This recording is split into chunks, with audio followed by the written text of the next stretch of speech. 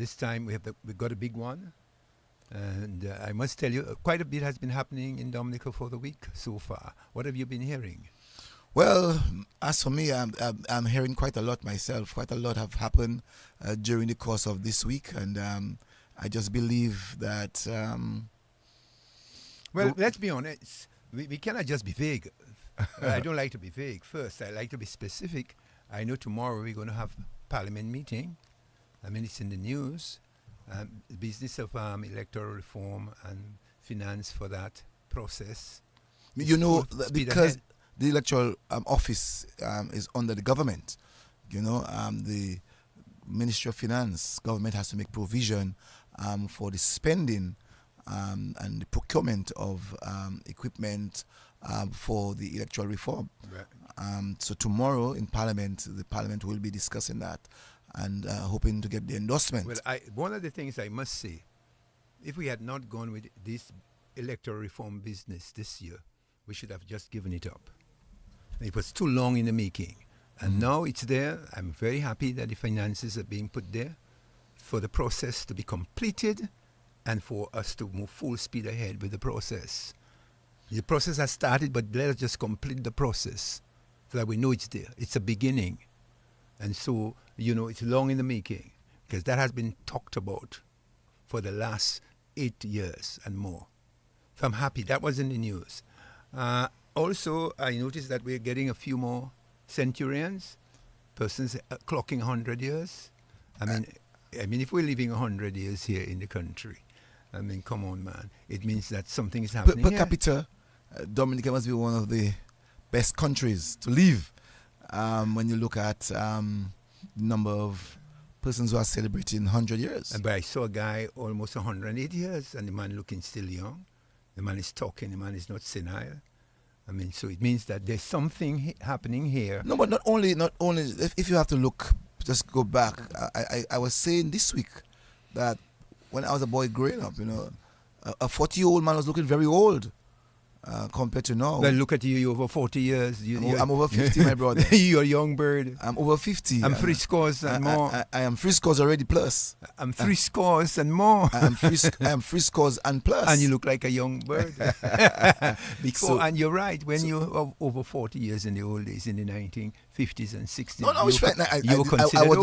I was not born in the 1950s, my brother. I was born in the 60s. I know. And I'm saying to you, when I saw people at the age of 40, as a boy in 75, in the 80s, and in the 90s, I consider them to be very old. And here's the secret. And when I studied the old people and what they're saying, Toloma, Fering, yes, Kako, Kai, Bushti, Kai, Balau, wildlife, crab, Manikou, all these things, Vio, crayfish, book, cocoa. When I'm talking about dry coconut, they add that, cane juice, cane, all the fruits, guava, cas, zaboka, pineapple, just name it. You have to say it well. Kaskaka. Yes. That's what the name was. Kaskaka. Guglu. Yes. You know what topi tabu is? I try to remember. But you see topi tabu, yes. Topi tabu. Oh, topi tabu. I ate that too. You see, all that we ate, my brother, that's the thing you grow in the soil. It's like peanuts. Yes. And you eat that, my brother. You boil that, you eat that. No, we just say nuts, not peanuts. We say nuts. Nuts. Oh, you know guglu? If I know guglu? Well, of course, my brother. I know the guglu, I ate a lot of guglu, vole, anything in garden sometimes. Right. I don't know if we use vole in yours, but gardens too. Mango season, we used to go Mount Daniel. Yeah. Cane, we used to go by Chappaqua up in Glasgow. Right. And just name it. By Hossy Willie. Oh yes. Hossy Willie in Goodwill. Yeah, just down the road there. Yeah, across the savannah. Yeah. Yes. And we drank his honey as well. Yes. Let me ask you ever ate mangosteen? Mangosteen? Oh, come on, man.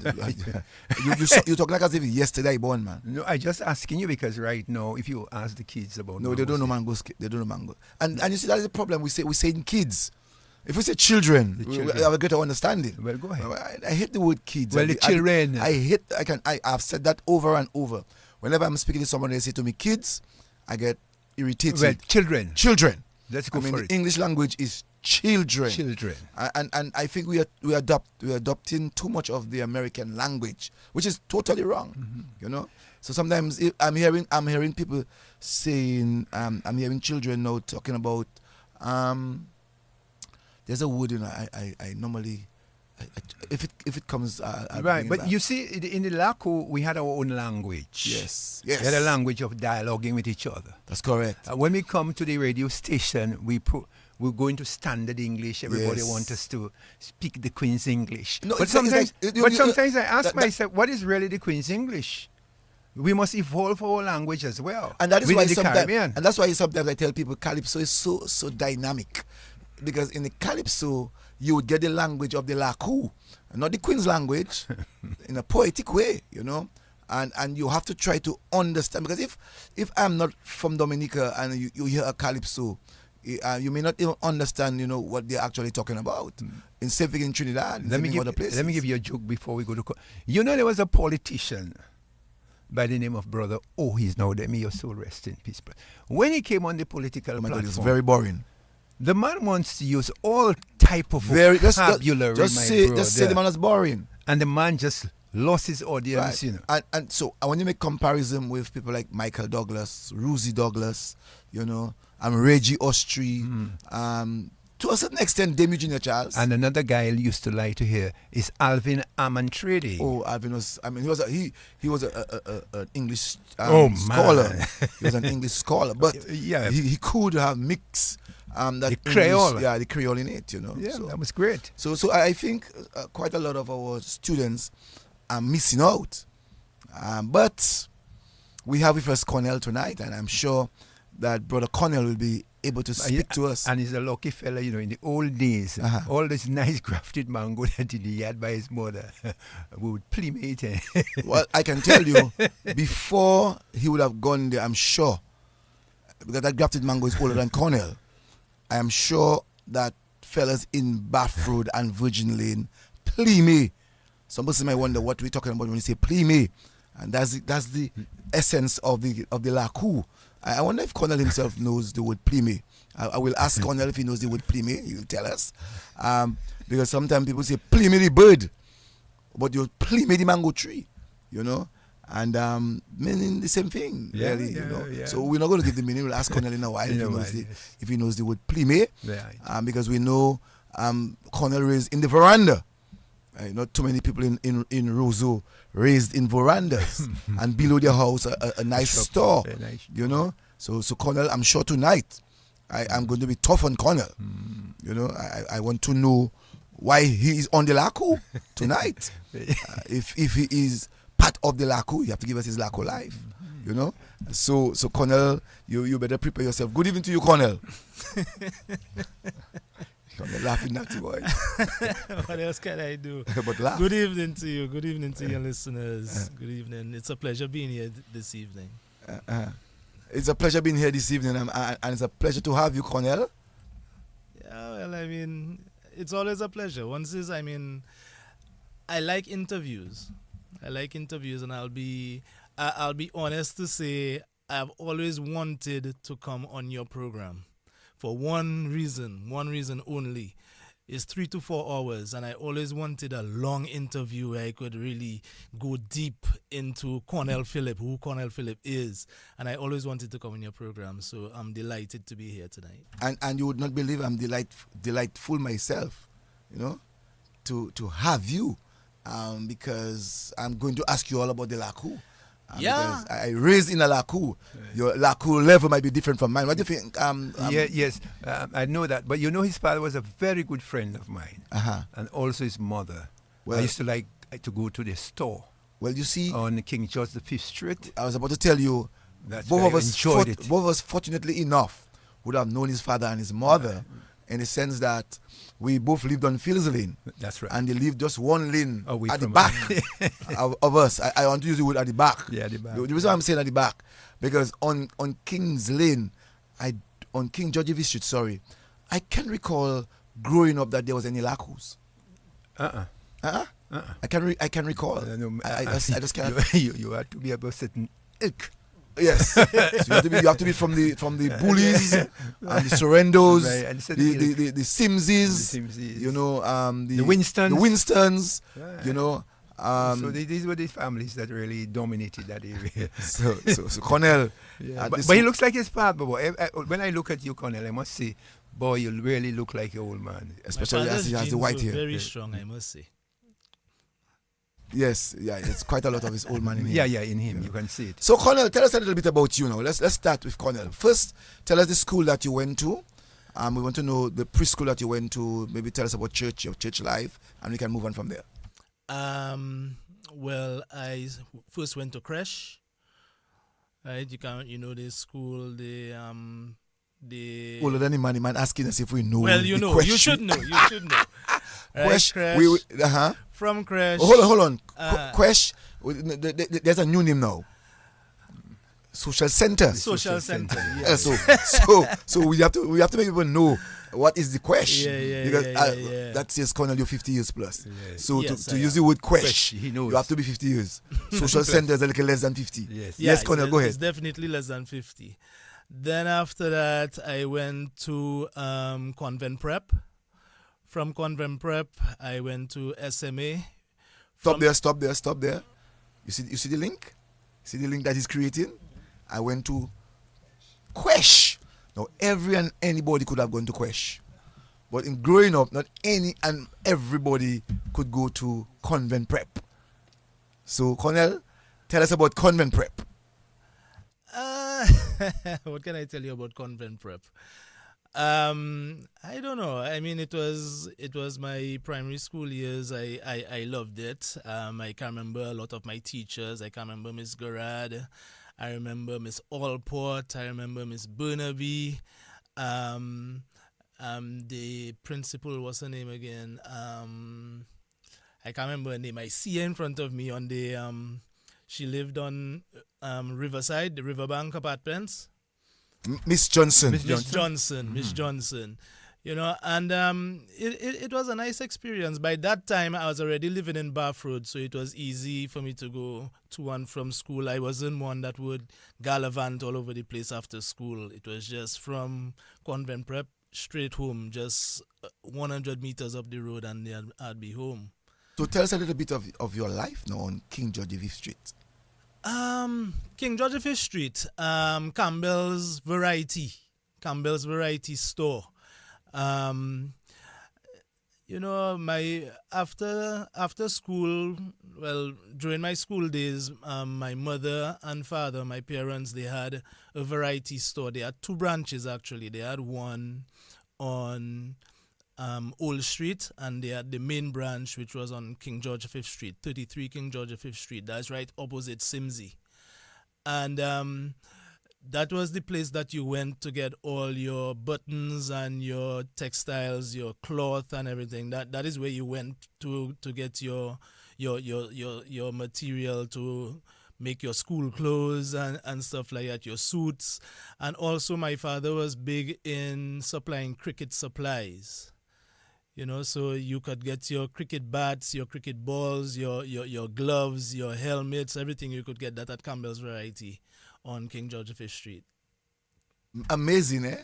That that you could have gotten all of these things from Campbell's. Yeah, that's good. That's true.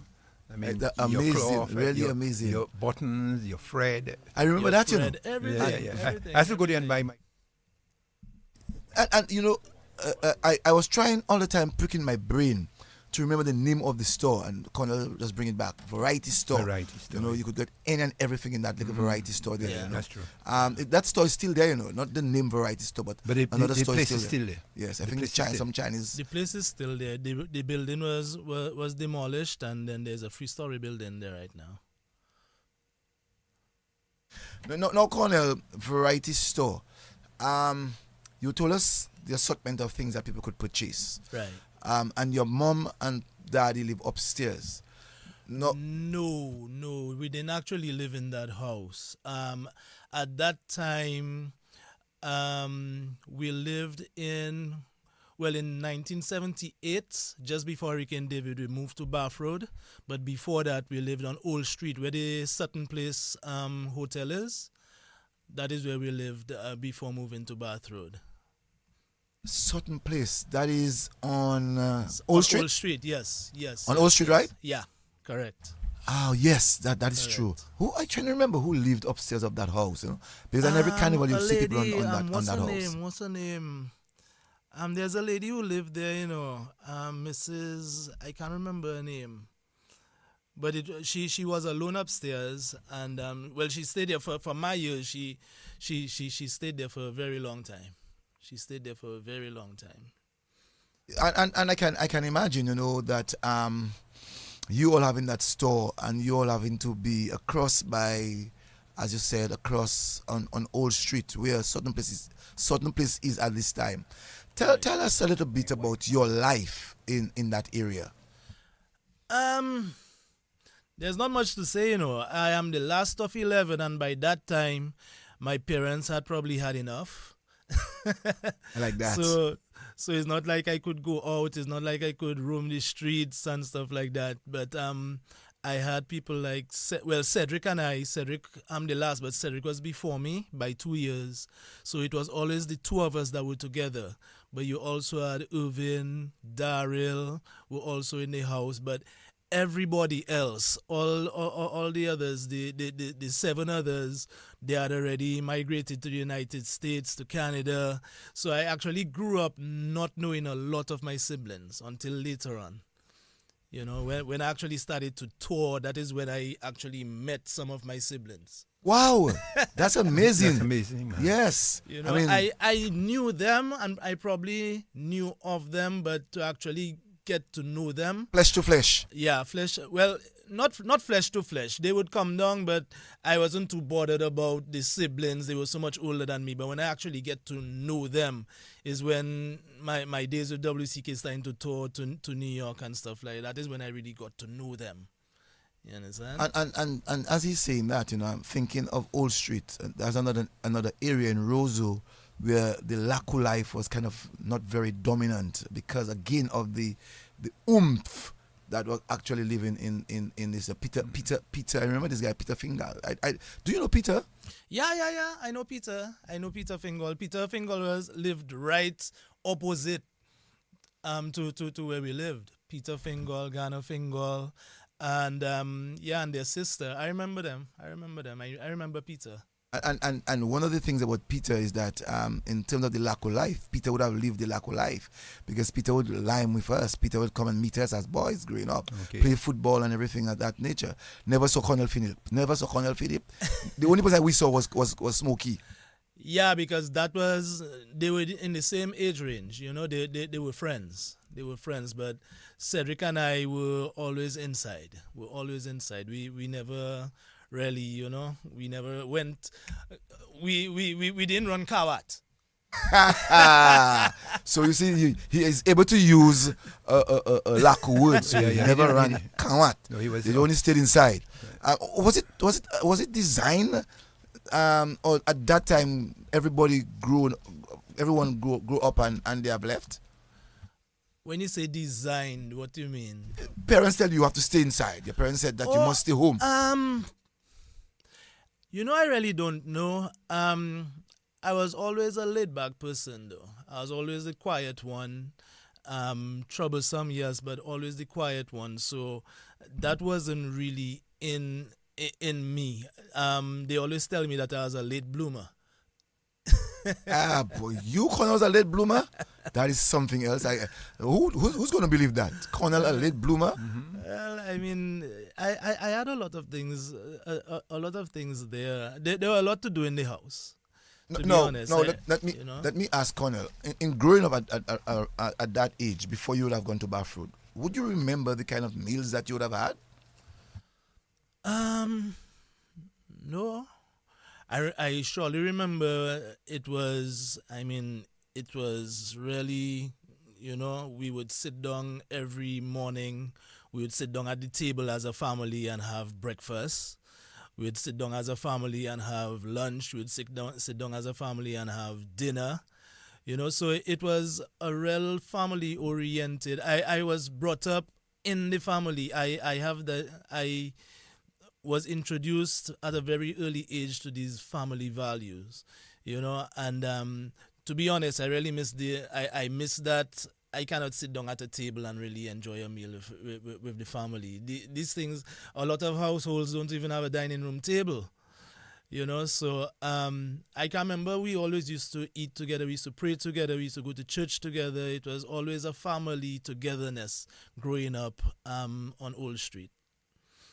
Yes. Yeah, I know why you asked that question. It's a very telling question.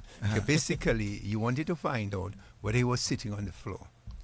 I know, because you see by Cornell, because many people in that area, in Finns Lane, when we were having our breakfast on the floor, you sit piece on of the floor. bread.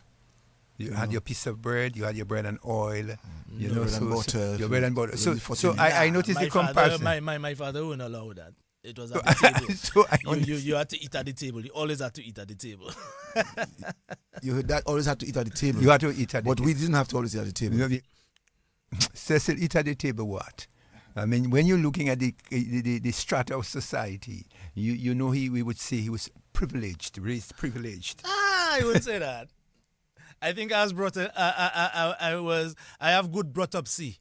But you see, I can understand. I understand why Cornell himself is saying that, because in those days growing up, the people that we consider to be the elite of the society didn't make 11 children. Well, not really, but I would. From what he's saying there, he seemed to have had quite a number with him. I mean, some overseas and some was with him here. Yeah, but then the parents had 11, and you didn't find the people that we consider to be the elite of our society having 11 children. Yeah. You find the poor ordinary person would have been the one with 11 children. 11 plus, yeah. Now, Cornell, let's take a little bit. Let's take a look now of your growing up in Old Street. What would you remember growing up in Old Street? I know where you live, downstairs of where you live had this printing place. Downstairs where I live had this printing place. Wings used to have this printing of T-shirts and so on. That's on Old Street. I can't remember that, to be honest. I can't remember. And again, too, I left Old Street when I was 8 years old. So there's not much I remember on Old Street, you understand? I do remember Marcel Cruikshank and his workshop on the side, of the house. I do remember that. I do remember the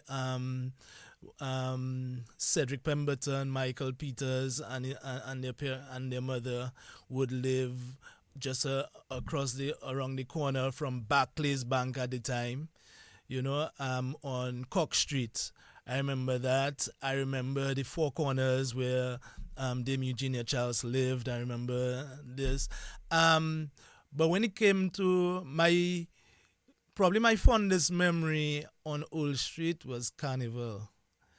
You can imagine what happened during Carnival Monday and Tuesday. Yes, because in those days, that's your Carnival would have band pass. Yes. And it was always a spectacle. I remember that. I remember the house didn't have a veranda, so it was like the veranda, there was an overlapping part of the house. The living room area was overlapping the road.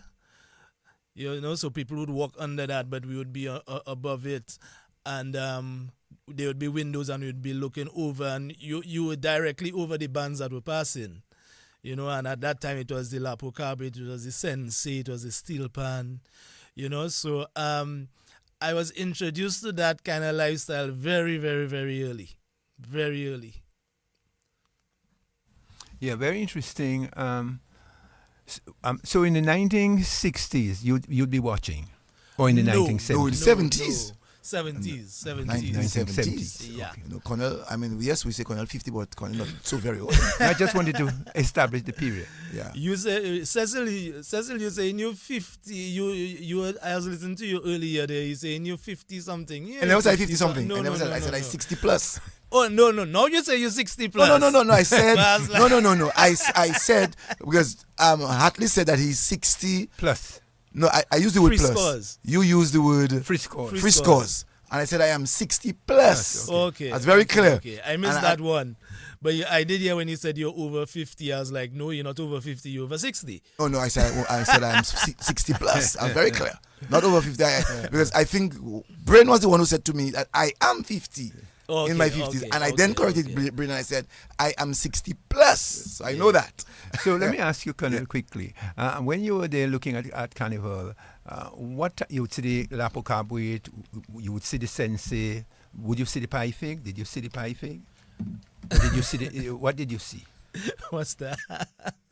What did you see when you were watching Carnival at your age? What did you see passing below? It was just the crowd and the music and the revelry and it was just the vibe. It was the energy in the air. And we were right there. I was right there experiencing it, you know?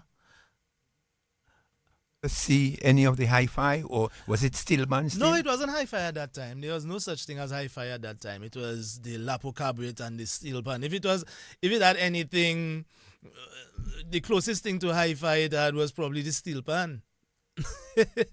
You know, there's no such thing as steel pan during that time. You see, Hi-fi that's amazing during what that Cornell time, is sorry. saying, you know, because I'm thinking, and at the same time developing a story in my head, you know, why the bouillon music. You heard what he said. I mean, there wasn't the hi-fi. So there's no reason why he would even want to think of hi-fi music. But at the time, he said that the thing that was closest to the hi-fi was the steel pan. Steel pan, yeah. And he would see the Lakou Cabaret and he'd see all of those things during Carnival. No, your parents, did they like Carnival by any chance? You know, I don't know. Again, too, as I said, I mean, I'm the last of 11, and by that time, probably my parents, you know, they had lived their life, you know. So I just remember my father being very much involved in Campbell's Variety, as well as my mother. I really do remember them going out to run mass. Leaving us at home. I really do remember these things. So can't you remember people coming home during the Carnival period? Yeah. People of the type coming and have a little drink or two? Yeah, man. And coming to think of it, there was this during, I cannot remember if it was when we were in Bath Road or if it was when we were in Old Street. But I can remember there was a band, you know, there's a troupe that we were always part of, and we would make wrongs, and then we would go at the back of, we would stop to have our meals at the back of Whitchurch. And we would go inside. I can remember us going inside that little place at the back of Whitchurch. So is the road on the Hanover Street? Hanover Street. Right, and we would go have our meals there, and then we'd come back out on the road and we would make a couple wrongs, and it was always to the Lakou Cabaret. I can remember that. So we did run some sort of mass, for sure. We did run some sort of mass. And as you're saying, you did run some kind of mass, some sort of mass. What about independent period? How much of that you all you saw your family involved in?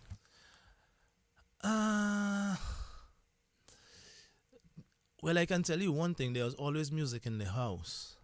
I cannot remember it myself, but I always I remember my sister, my oldest sister, telling me that my brother Steve played the saxophone. I never heard him play the sax.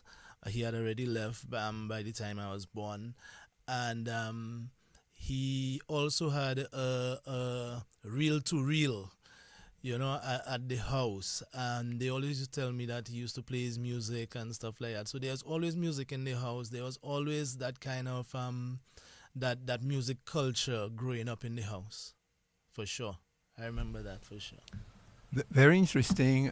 But I myself, in my days, I never saw your father running Carnival, neither your mother.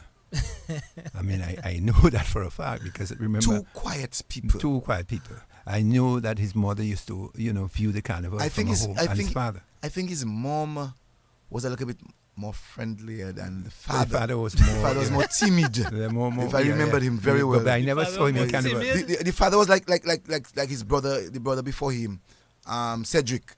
Okay, very yes. polite. Timid. Yes. I don't think timid is the word that you want to use. Very reserved, He was more or less. very strict. He was very militant. Well, at home you can see that. At home you can see that. But on the road, you seen this guy like a guy who's not dealing with people, who's not talking too much with people. Very. Unlike your mom. Your mom was very social. Very open and social. Very open. Yes, So I remember. You can talk about how disciplined he was at home, but I cannot say that because I didn't see that in him. So, So now, as you're saying that now, can you give us the name of your siblings? Yeah, sure. I remember. I joking.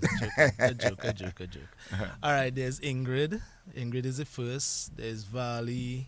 There is Sonia. There is Carol. There is Steve. Then from Steve, there's Theda, Ashton, Irvin, Daryl, Cedric, Cornell. Wow, 11. Yeah. So Cornell is the last. I'm the last. Well, it's a good thing, Cornell boy, all 11 didn't stay in the house. Eh? Or maybe you would have never been around if all 11 had to stay. You'd never be around. Because I guess so. I guess they needed some kind of excitement in the house in that everybody was leaving. So yes. Why not? Yeah. And I'm happy to be here. No, you remember your transition from the house to the store? Right. If I remember, I really don't remember. I don't know. I was very, very, very extremely young at that time. Every now and then I'd meet somebody on the road and they'll tell me that they took care of me and from this year to that year, and I'll go to my mother and I'll ask her, remember that person? And if it's one thing, she has a very good memory. She's 97 years old right now, and she remembers everything. She remembers everybody. Whenever people tell me that they wonder if she remember them, I say, yes, she remember you. Just go and say hi. She will remember you. And people always meet me and tell me that they took care of me when I was younger, but I really don't remember. What are the stories your mom would give you? Because she is now 97, as you said. There would be old stories that she would have given you. She would always give us stories about our father, the fact that he was so strict and stuff like that. And I really wish I knew my father when he was in his prime, because by the time I was born, his health was deteriorating, and he started to suffer strokes and stuff like that, and his left side was paralyzed and these things. And he actually used to drive. Even after he got his left side was paralyzed, he would still drive the car, and we'd tell him that he cannot drive, but he'd still drive us to church. He'd go down to Campbell's Variety Drive-In and stuff like that, and then he lost his eyesight. So that is the memories I have of my father, during the later years before he passed. So much so that I was actually the one that was with him when he passed. Right at that moment. I was the one that was there with him, trying to bring him back, patting him on the back, hitting him on the back and stuff like that, So that is what I remember of my father. And she would always give me stories about back then, how he was and things he used to do. And she would always tell me about my grandfather, C.G. Phillip, who had the pharmacy where the Royal Bank was on Bayfront. NBD is there right now. They would always tell me stories of when he had that. He had this band that they would always go on the veranda of that building and they would play during Christmas, and how is that he was such a giving person. She would always tell me about him. Carlton Phillip is your family? Carlton is my Uncle Carlton. That's my uncle. Oh, yeah. Because I remember CG, and I think CG was Carlton's father. Yes. That's right. I remember that, so that's why I wanted to make sure that link is correct. Yes. So, which means Carol and all of the others are cousins. your cousins. Yeah. Wow, many of us didn't know that. Carlton Phillip himself was a strict man, I can tell you that much. Yeah. He too had that business flair in him, you know. He used to have this rental Volkswagen on Fields Lane. I don't know if you remember that. No. You don't know about I that. remember. I never Yeah. knew. Yes, he used to have a jukebox on Fields Lane. Have you ever heard that he had a jukebox? No, I got to know Uncle Carlton very late. Very late. Again, as I told you earlier on, as I was always inside. I was always inside. I was homely. always inside. Yeah, well, as a homeboy. Well, Carlton Phillip used to have this jukebox, and you pay your 25 cents to hear your music. And he used to have these Volkswagens, a number of Volkswagens renting on Fields Lane. That's right. Because remember, I live next No, door to him. and you're correct. Yeah, So he was a car dealer from long then. From long. You know, Carlton Phillip involved in that business, you know. And he had this little business in Fonkole. Right. So I know of him, you know. I know a lot of him. Living at the same time while having his business in Tong, living in Fokani. That's what you call it? Yeah. Fokani, up on the hill there. Yeah. So now, Cornell, enough of old streets.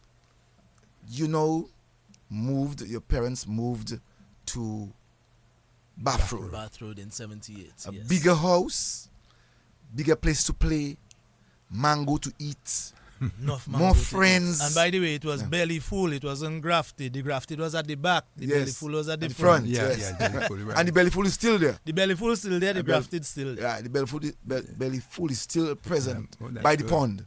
Yeah. Yeah, by the pond. So don't ask me if I jump the wall to get any. And people still plissé in the tree. So he knows the meaning of cliche. He knows the meaning of cliche. Yeah. So they cliche in the tree. Plissé in the tree. So, every morning. So now you said you moved from school and you didn't have friends, so you just walk home. Well, but I wouldn't say I didn't have friends. Living in Bath Road, you know, you would have so many, because where you live, that many young boys around your age at that time. So which means that you do some liming with some of those guys. Yeah, I mean, we have, there used to be a Shascot. You see, use the word Shascot. I believe that you would have said shortcut. He said Shascot. Right. He been listening to us. So he has been in the yard. Yeah. Because it's the yard that would have said said those words. So he would have lived in the yard to understand that. Yes, go ahead, Cornell. There's this Shascot from right by the Astafans. Yes. By Albert Astafan, and going inside. On Bath Road. On Bath Road, and then it would take you down to Virgin Lane, in the middle of Virgin Lane. Right. You know, and to pass by Koi. To pass by Koi, exactly. Right. By Rudy. Yes, exactly, right. Exactly. By T-Boy. T-Boy. Right. And all of them, right. You know. And I had some friends inside there. I don't know if you know William. William, he's a bit mental on the streets I was about now. to ask if it's William that is. Yes. I actually grew up with him. You have people like Peter, Clive, Marcus. What about Ian? Ian is now deceased. Ian. Jones' brother. He's now deceased. No. Avan. I know Avan. Avan is the brother. Avan is the young. No, Avan is not the youngest, but I know Avan. I know Joan. You know, I know them. Wilford also was from inside there. Well, Wilford married to one of them. Right, Wilford is married sisters. to Joan. Yeah. Right, and Carol. Yes, Carol. Yeah. Right, and at that same time, we also I had a lot of family there too, because right at the top of Constitution Hill, that's where the Laters lived. So you had Peter, you had Chester, you had Wayne, you had Michelle, you know, you had Gina. All of us grew up in that. You know, it was either on Bath Road or in Virgin Lane, and it was easy just to make that little trek, that 10-minute walk, 5-minute walk, between the households, you know, and so that is where I really had my childhood, you know. And later on, I found out all kind of how many people pass through. I didn't realize, you know.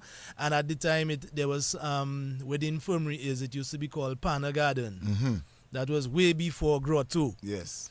right, Pana Garden, and every time he would go inside there, and then he would chase us out, and he had a security guard called Sambo, and we'd go inside there and just play around and just fool around, and I can remember these days, yeah. Wow, you need to tell us a little bit about those days, because I mean, Cornell, that is amazing, because you have to make people understand that you were able to balance your life, because people in the society in our days growing up would have looked at Cornell Phillip parents as the elite of the society, but from what you, there is a misconception. A misconception. Help us to be honest, there is a misconception. Help us to understand that misconception.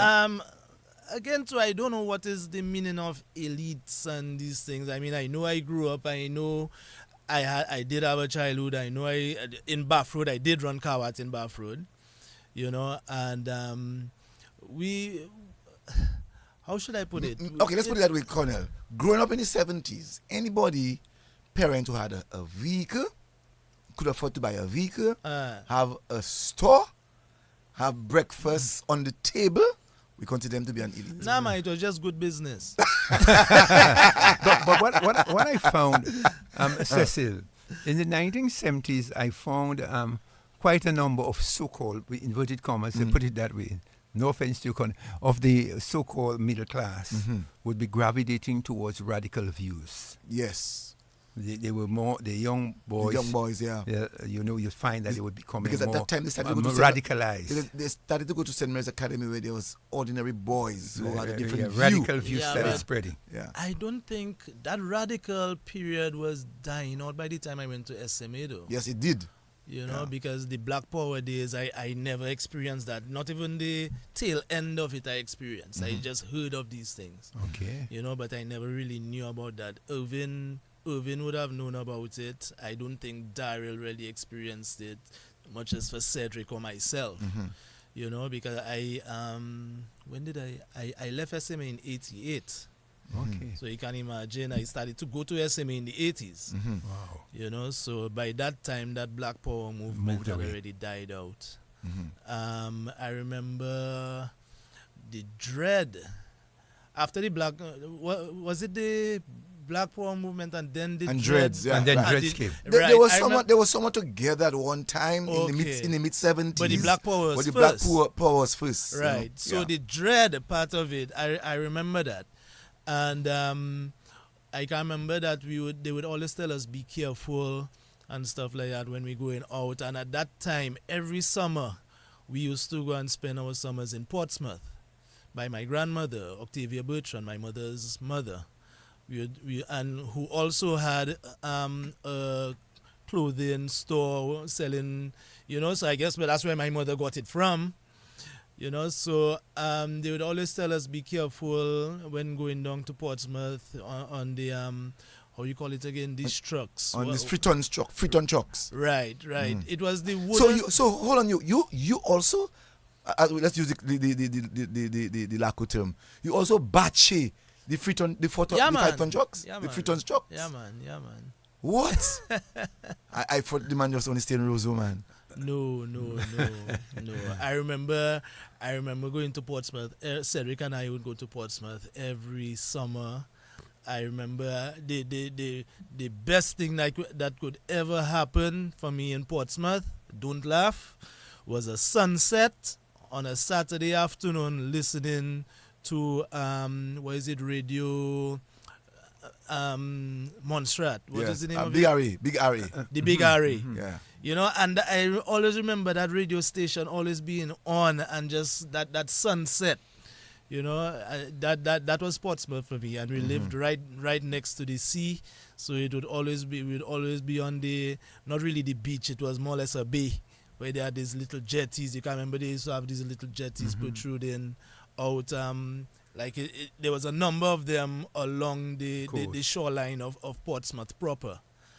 I remember playing there. I remember the crabs. I remember going to 1 Mile, and we used to go to 1 Mile almost every day to catch crayfish.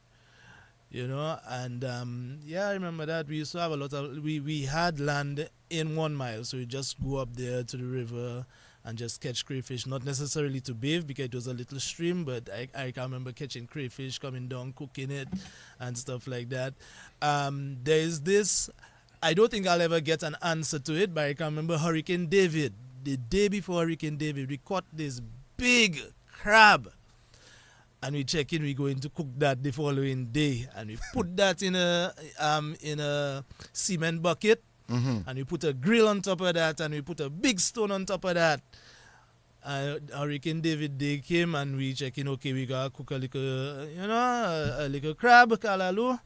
No crab. Up to this day, I trying to figure out how that crab escaped. So you mean the crab actually escaped on? Yeah, on it escaped on us, and I don't know how up to this day. You'd be able to help us to understand why the crab would escape. I know a frog. We know if you don't clean the frog properly, it can go. But I didn't know about the crab. Maybe the wind. I don't know. I really don't know what so happened. You all took David in Portsmouth? Yeah. I took David in Portsmouth. Cedric and I were in Portsmouth when David passed. Yeah. So the vacation. So I'm sure many people might not be aware that your mom was from Portsmouth. It's good that you could say that. Yes. You know? Yes. And so I can... Savre. Oh, Charles Savre? Charles Savre is my cousin. Wow. Very interesting. You see the links? Okay. Yeah. So Charlo and his mother. And mother are cousins. Yeah. Okay. But at one time I thought your mother was from overseas, you know. I never realized that she was from Portsmouth. My mother is a Bertrand from Portsmouth. Okay. Very interesting. Related to the Savres. What's his name? He was a sports minister. What was his name? A sports minister. Ozzy Savre. Ozzy Savre. Yeah, a sports teacher. Sports teacher at grammar school. All that is a family. Is one big family. One big family. Okay. No, Cornell, you started to go to convent prep.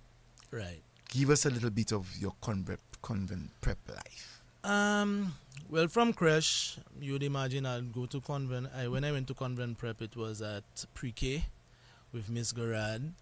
I don't know.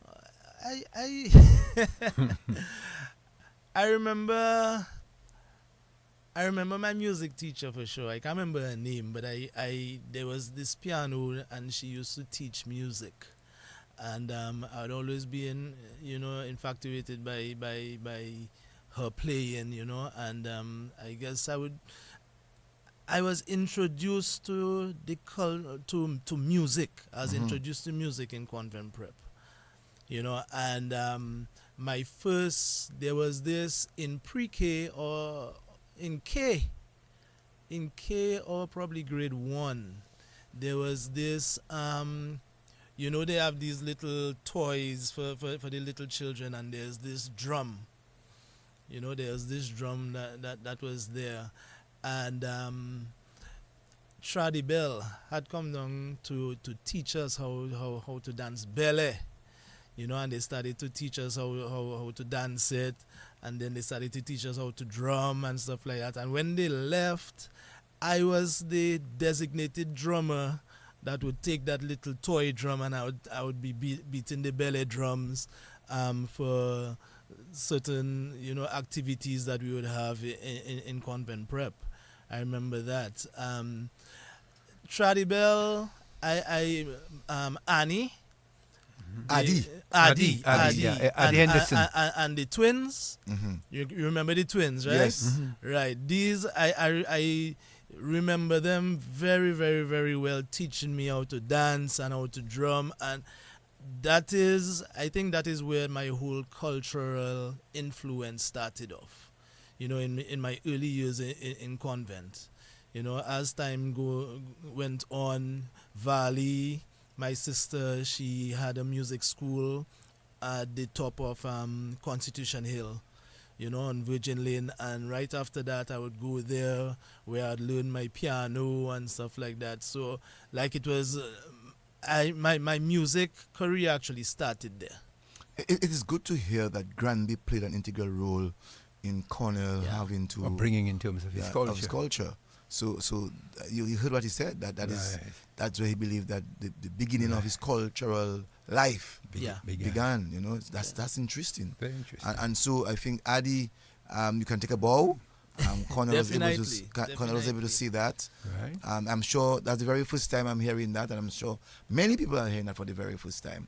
The influence that Granby Tradibel had in Cornell. So the bouillon music would have born from there. Right. You know. Just to add, but also his brother Daryl, you know, is a fantastic dancer as well. Yeah. Yes. Where did Daryl get that from? I don't know whether he got it from the convent prep as well, but he's a great dancer. I know that for a fact. I don't know when I can remember. I can remember him going to the School of Arts in Jamaica. Jamaica, yes. You know, I remember him going there, and he was dancing before that. He was dancing way before that. Yeah, way before that. Daryl, yeah. I'm not. Was he a cultural officer? Yes, he was a cultural officer. No, I'm wondering if it's before. He was a after school came teacher from too. He Jamaica. worked with me. I worked with him. He as was a well. school teacher. Yeah, at the Goodwill School. Cornell did not know that? That's joke, man. he was. No, a no, school- Cornell. My bon Cornell, you're a little boy, man.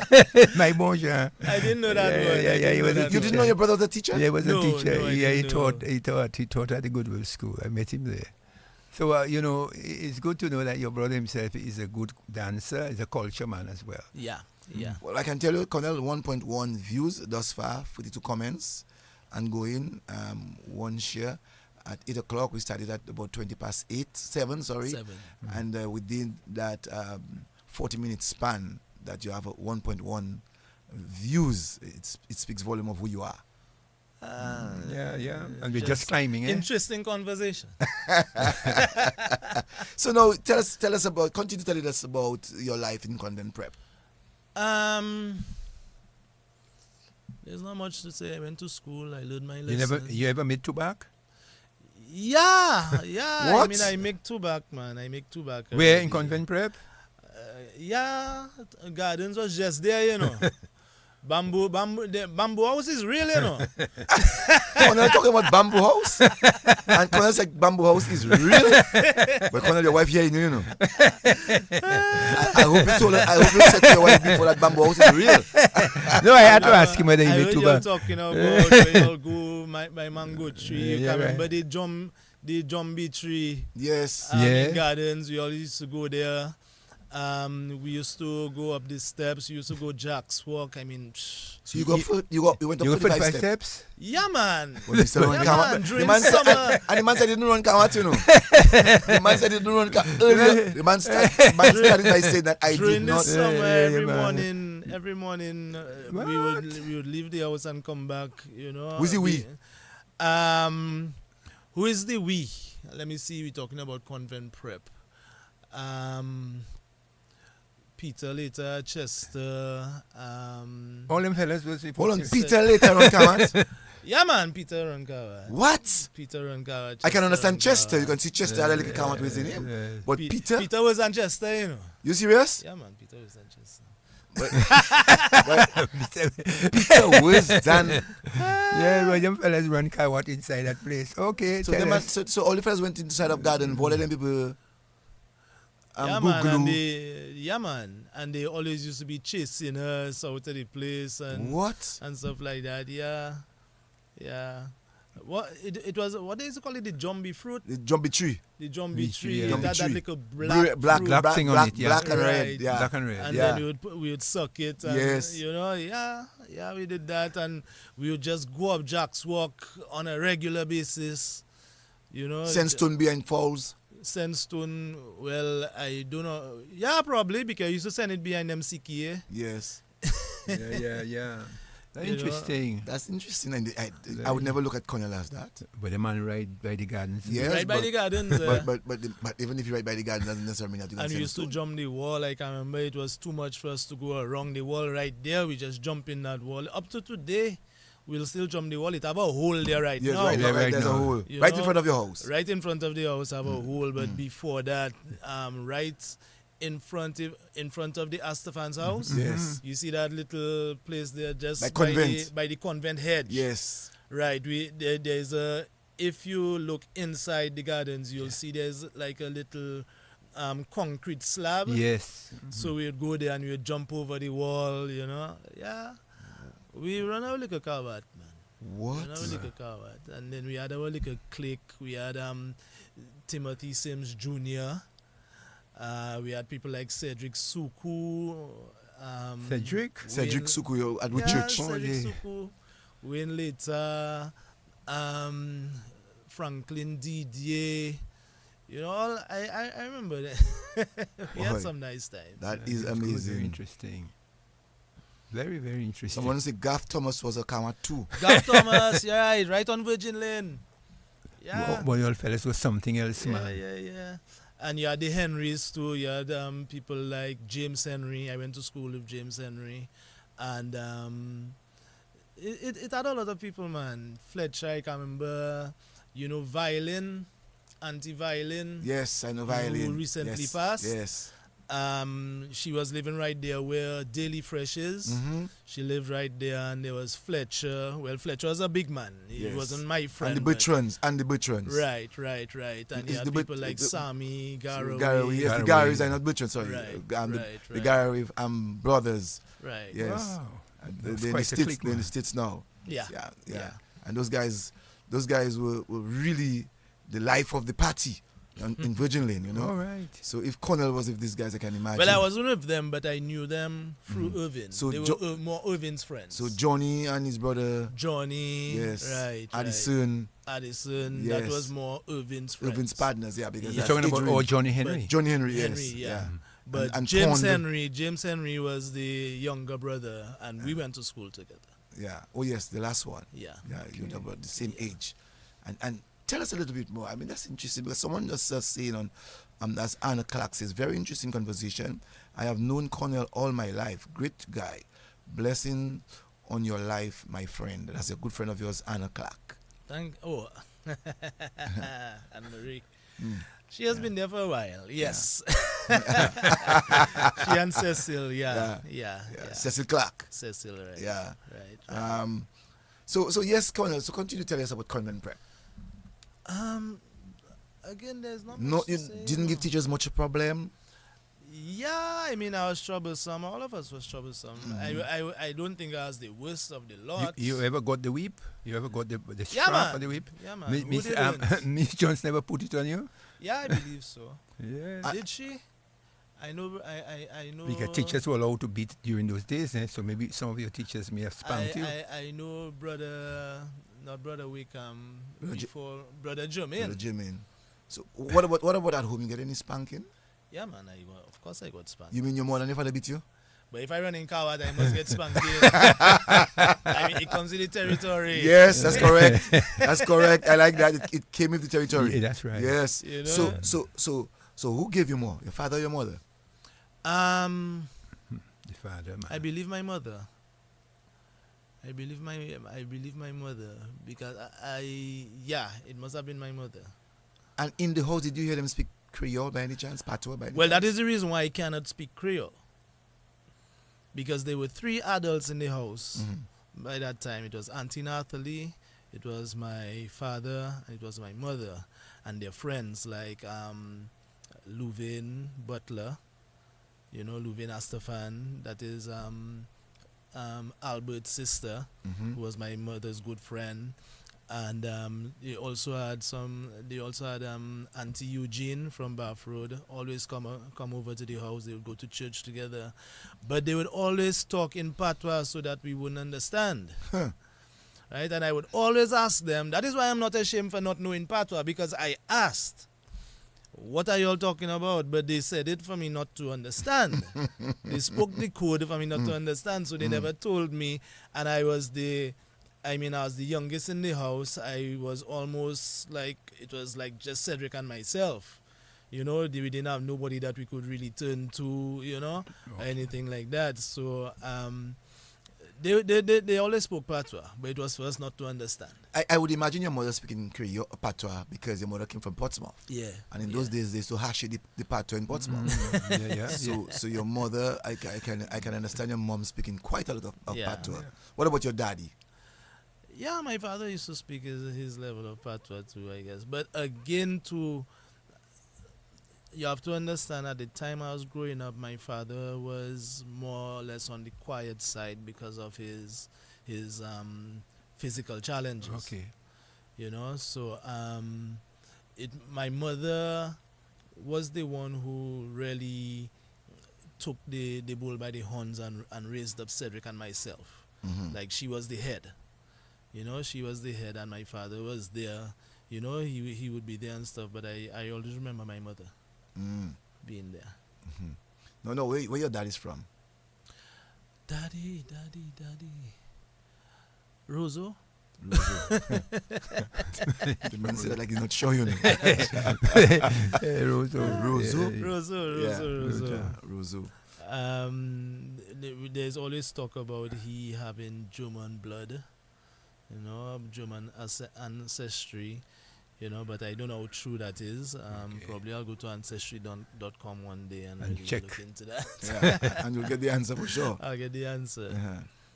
No. While in convent prep, you know, many times when boys misbehave, they ask for teachers ask for parents to come to school.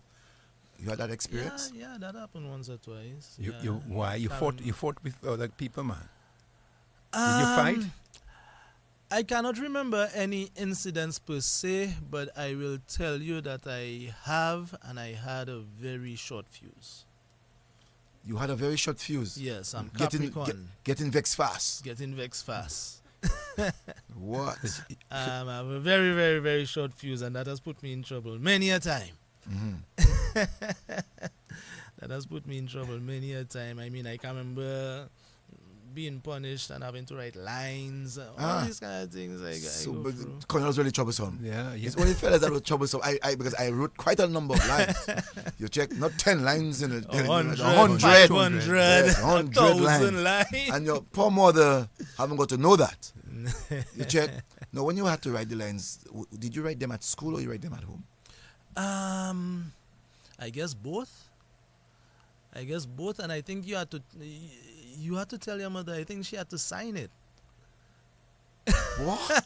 Yeah, you have to sign the line. I think they had to sign it, and when you fail the test, you have to bring back the signed test to school so they can see that your mother saw it. Oh, so you couldn't hide the paper or tear it? No, but you could pretend it's your mother that signed it. I'm sure Cornell did that. Yes, I did. But all boys did that. All boys would have done that. You know, they fail a test, but you think mommy gonna know I fail a test? I will sign that for my mother. You know, those days you're adapting all type of ways to write. You copy the signature, you know, and you have to make sure when that happens another time, you have to have the same way of writing. Yeah, you have to. That was a hard fit. Because actually, thinking about it, my signature is actually very close to my mom's signature. That means you copy your mommy. Yeah. So a few times you fail exams and you had to do that. Yeah. I did that a couple of times. I would admit I did that a couple of times. I mean, boys, I did that. You too. did Cecil? But you did it too. Me? My friend. Cecil, you did it too. I couldn't do my father's signature. He had a strange signature. No, you have to. How do you think you're going to waste his or her time to remember your father's signature? Strange. It was strange. I couldn't take a chance. No matter how strange it is. But I think the teachers eventually caught discovered on, you you. know. Yes, they eventually caught on. Because if you come in so many times and it's changing all the time, you know, they would tell you how comes. Eventually caught on. It wasn't just me, but I think it became a thing in the school. Yeah. You know, and No. Someone asked me to ask you how many of siblings of yours that pass? Two passed. The first was Ashton, and the next was Carl. All right. We know Carl is a big engineer in Dominica for Cable and Wireless. Yeah. And Ashton was one of the promoters for the WCK and the Bouillon music in New York and other parts. Carol was very instrumental in bringing telecommunications on the world market. You can remember Dominica was credited for having first to do IDD, International Direct Dialing. That was Carol. You know, that was Carol. That was under Carol's management at Cable and Wireless. Some people may not even understand what the language that you're speaking there. That is actually saying that we were the first country that we don't have to go through an operator and call direct. So unlike before, you have to call the operator and tell the And operator they have give to you that patch number and in patch that you know. and call the person and say, would you like to do that call collect or that kind of thing? Right. Would you like to accept? Yes. So your brother was actually responsible, a pioneer Yes. in ensuring that we do Yes. direct dialing. Wow. That's good. But that's good That's to Dominica. fantastic. I mean, I always knew that, but I never knew who was behind it. Yeah. Dominica was the first in a lot of things, A you lot know, of back in things, the you Yeah. understand? Yeah. So now you are still in convent with him. Yes. So convent prep. So while you're in convent prep, boys and girls, Yeah. I'm sure you get attracted to some girls even Yeah, if you man. were. Yeah, man. I used to sit down by Dion Deputer. That's pretty good. That's pretty good. Boy, Dion is very pretty. Yeah, the I can putter. remember Yeah. sitting down by Dion Deputer. We actually sat down together for a number of years. Mm-hmm. The You putter. know, I know grade 6 for sure, grade 5. And could be grade what 4. went through your mind? I can't remember. If I did you, I won't tell you. Not that you wouldn't tell me, somebody else is listening. Yeah, I mean, the putter. Well, basically, go ahead. we had a, you know, actually my prep school crush was a friend of Dion. Well, I guess when guys go to school You know, at that so age. we had our So you write we had our little talala. even at that little tender age, you write a little note and give it Yeah. to Dion for her. Yeah. Well, that was in, that's Well, I in can't Lakou. remember how I went about doing it, not to be honest. But you did it. But just the fact that you know we had that kind of Relationship. yeah, the feeling was there, man. Mm-hmm. It's a nice vibe. you know. Boy. Well, that was the So, days. and we're talking about the children of today, but that's always been generation part upon of the generation. generation. Always been there. I mean, it evolves and things. But- what was really out of place in the 80s is nothing now. Yes. Yeah. You know, but we were always troublesome. But We were always one of pushing the the things envelope. We always making two back. We always going in the bush at the back of the house. They pushed the So, envelope. so which means he played Mama and Yeah, hide man. and seek. Of course I played Mama. he said Who didn't? He said you push the envelope. Yeah. Understood. But you know, one of the things that makes me very interesting Uh. is that when you go to the bamboo house, you write. Yes. You write on the So Colonel, your bamboo. name is in the bamboo No, house? my name not in the bamboo house. Or the cactus. Or you wrote write. anybody's name in the bamboo house? No. You ever saw those names there? To be honest, as I said earlier, as a late bloomer, Uh-huh. so I was troublesome, but I didn't cross. I didn't really cross the line. I Right. went to the bamboo house. Yeah. You know. But you as a never late- left any signatures. No, I didn't. Cecil, leave any I visited the signatures. bamboo house last week. Names are still You there. visited the bamboo house last week. 3 weeks ago, I visited the bamboo house. Did you see any Yeah. names? I saw plenty names. I just went Yeah, to visit. No, I went there with some French people. I Yeah. can make it be known. I don't want anybody to think I went there. I went there with some French people and had to explain to them the importance of that place. Yeah. You know what I'm saying? Yeah. That was the But romantic spot for the young people. And I still saw a lot of names there. Yes, a there's lot still of a lot of names. A lot names. of names written on Yeah. it. Although quite a few of the bamboos died, but still No, people writing. I was just about to say, I can remember that thing was massive. Yes. Man. That was Massive. big, and it wasn't brown, it was green. green man. Yeah. You know, but I mean, years passed, it aged. Yeah, and age stuff, and you stuff. It's know. getting back to its Yeah. pristine glory. Yeah, it was worse before, actually. Yeah, very. So you went, you sat common entrance. Those days was common entrance. Right. You pass. Yes, I passed. And you decided, or your parents decided that you're going to SME. I can't remember. I just went to SME. But you know what happened? You know what happened? What happened? Carlin just opened her eyes wide. Carlin just opened her eyes wide. Let me see. Karen, go back to your domino table, please. Carlin just opened her eyes wide when you talk about your crush. That is something you held behind. You tell Carlin about, boy. Yeah, but anyway. Look, somebody say, look Carlin XP watching Cornell eyes wide. No, it's amazing. You're talking about crush, but I actually played at that crush's wedding. Wow. You played there. Yeah, I played at a wedding. Did she ever knew that you were her crush? Yeah, man. Yeah, Oh, man, you yeah, discussed man, that with her. yeah, man. Okay, well, no love lost. So You you know, played but at your crush's wedding. Yeah. That's good. And her husband is a close friend of mine. You know, and we still talk today. Probably they're listening and having a good laugh. Right now. That's interesting, eh? Yeah, very, very, very very interesting. So, interesting. yes, so you went, you started your common entrance, and You passed, you went to St. Mary's Academy. St. Mary's Academy. Give us your life in St. Mary's Academy. My life in St. Mary's Academy, detentions. What? Cornell? Yeah, detentions. Being caned. Who caned And you? as in Brother Jermaine. And Brother Wickham to a certain, Brother Wickham. I think it was banned when Brother Wickham was there. Mm-hmm. I think, I don't know if it was banned, but it was stopped. Yes. He stopped it. But Brother Wickham, I can remember, I was in 101, so which was right next to the office. right next to the office. Mm-hmm. And when you hear people, it's a true story, when the class is in an uproar and all of a sudden you just see a head just pick through thing and he's telling you, come here. Yeah, it's a thing like this. Come here. Who does that? Brother Jimmy. Brother Jimmy. Brother Jimmy coming and sliding by Jimmy. his white gong, sliding by the window. Right. And he's peeping and he does that. And anytime, And all of a sudden, bow, wow, whack. yeah. He tell you, You give me know? your hand, he bends the hand. And No gives you man, whack. that was on the backside. Well, you got yours on the backside, well, you get my Yeah, man. bend my hand and I get back. Pow, pow. I got both.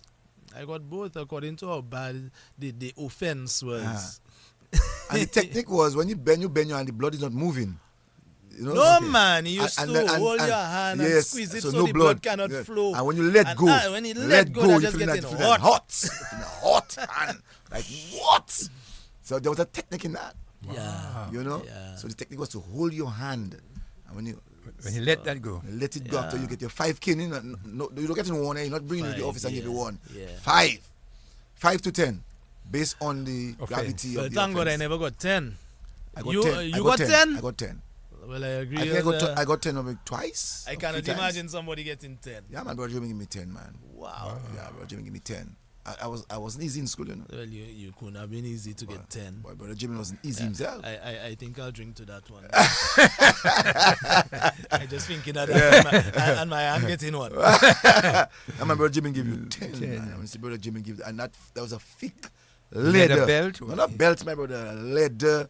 I don't know which. I don't know what it which was, shoemaker that would have done it for him, but it was a long, maybe it was about a And foot hard and a half. leather, you know, Yes, kinda- a hard, thick leather, Yeah, about a man. foot and a half.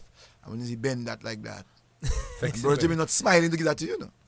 Right, so get that in one. But guess what? So- Look at where we are today. Yes. Look at the people that we Yes. are today. Yes, so correct. Probably that was all in the molding of. So your first one was in 101. Yeah, man. My first one was in 101. Boy, you used to get that coolie. And yeah, man, I used to get a lot of detentions. I was very, very, very troublesome. On a Saturday you come, you have to clean. What was your favorite thing? That Brother You don't Jimmy- want to know. If I tell you, cleaning the toilet. That was one. my detentions was fun. What? My detentions was actually fun because by that time I was into the music. Ah. So my detentions was to learn the song for the next event to come. If it was for graduation, if What? it was for So you whatever. deliberately got detentions. It was an easy detention. Not that I wanted to go, Uh-huh. because I also had to deal with the home aspect of it. The fact Uh-huh. that I had to go to detention. But when I got to detention, it was always to learn the school Music. song, to learn this, to learn the graduation song that I had to play for, and these kind of things. Who's Carlton Anthony? Carlton Anthony. Well, I don't know, but Carlton Anthony said that when you go home, you have some questions to answer. XP, you hearing? XP wasn't even Wasn't nowhere close. wasn't nowhere close. So Carlton cannot ask Yes, any ask a question. question, So, right. no. Yeah, I agree with no. you, Cornell. Yeah, I can ask questions. So you know your class teacher in 101 was But who? who? My class teacher in 101 was who? I can't remember, I don't know if it was Mrs. Tulaw, As Heather. Heather Tulaw. I know the teachers, Mm. but I can't remember who my class teacher was. I don't know if it was Mr. Jolly, agricultural teacher. Oh, But there yes. was Heather Tulaw, there was Mr. Jolly, there was Mr. Libre, there was Mr. Elwin, there was Brother Wickham, there was who else? else? So I can almost say, okay. Mr. Maglaw. So Mr. L would have taught you science English. and English. Yeah. Mr. Libran would have taught you geography. Heather would teach you history. Mr. Jolly. Agriculture. Right. Brother Wakeham, of course, would be Maths religion. and religion. Religion. Who taught us maths? I can't remember who taught us maths. Nah? And then Not Brother Healy. Healy was there too. Yes. Okay. Brother Healy. Brother Healy was there too. I can't remember all of them. Then you moved to 103. Then I moved to 103. Mm-hmm. The same thing. Then I moved to 105. 105 would have been third form. That 105 and 302. Yeah. 105 was right at the end. At the end by the lab. By the lab. Right, by the lab. Mm-hmm. And that is when I took a step up with my music career. All right. That is when I met Keith. Okay, so we're going to come to that in a while. Yeah. Okay. So while going to school, I would like to know about, again, because now you're growing older, so you'd continue your Canward days, going under power, outside of going to gardens. Right. Tell us a little bit about, going to the Gopher Fields and going to under power. Man, that was fun. That was fun. People don't know. I mean, that spoiled the world, Wow, the phone spoiled the That world. destroyed our childhood, for real. Mm-hmm. I can remember every time we'd go in the guava fields on the way to Underpower, passing through gardens, picking guavas, passing through the lime fields, man, people don't know. You went on the power. Yeah, I used to frequent Underpower a lot. Did you? And we used to pass where UWE is right now. We used to pass there, and we used to have to climb down. Oh, you did that too? Yeah, man. That's where Alias Facets is there. There was no Alias Facets at the time. No, not Alias Facets. No, you go by the UE. No, I'm saying I said there was no Alias Facets at the time. So you go by UE, UE down and you go down the the track. Right. Yes. Right. You ever A steep track. Did you ever stay on top there and dive? In the Yeah, water? man. Yeah, man. I didn't dive. I jumped. Yeah. And there were two. There was one in the middle, and there was the high one. Yeah. I never went to the high one. Because I was always. You can remember many years ago in the 80s that there was this incident on the Bayfront where a guy. Well, he was a friend of mine. He eventually became a friend of mine. But he and another guy, they dived down, and then for some reason their head had, they butt heads whilst in the dive, and one of the guys died. Mm-hmm. From since that, I was always afraid to go head first in water and stuff like that, So I never really dived in there, and it was always, you can remember, it was like a little space. Yeah, yes, space, very little space. So there was the river flowing on this side. There was this big bassin. slab. There was this big concrete slab, and yeah. then they had that little bassin. Yes, Yeah. that slab came from on the side of the cliff. The cliff. Yeah. Right. And I was always I never dived there. I would jump. And there's some big stones, eh? Yeah, they used to have some big stones. And we used to go there a lot. And we would go on the other side of the river and go and pick guavas and then come back, And let me tell you, it used to be wrinkle and we used to be blem. By the time we leave that river. White. Yes. White and wrinkle. Because we really used to spend we used to spend the whole day at the river. So that is why Ma Phillip would have given you some floggings. Yeah. And a lot of the time she didn't know where I was, where we were. Cedric didn't live that kind of life, for sure.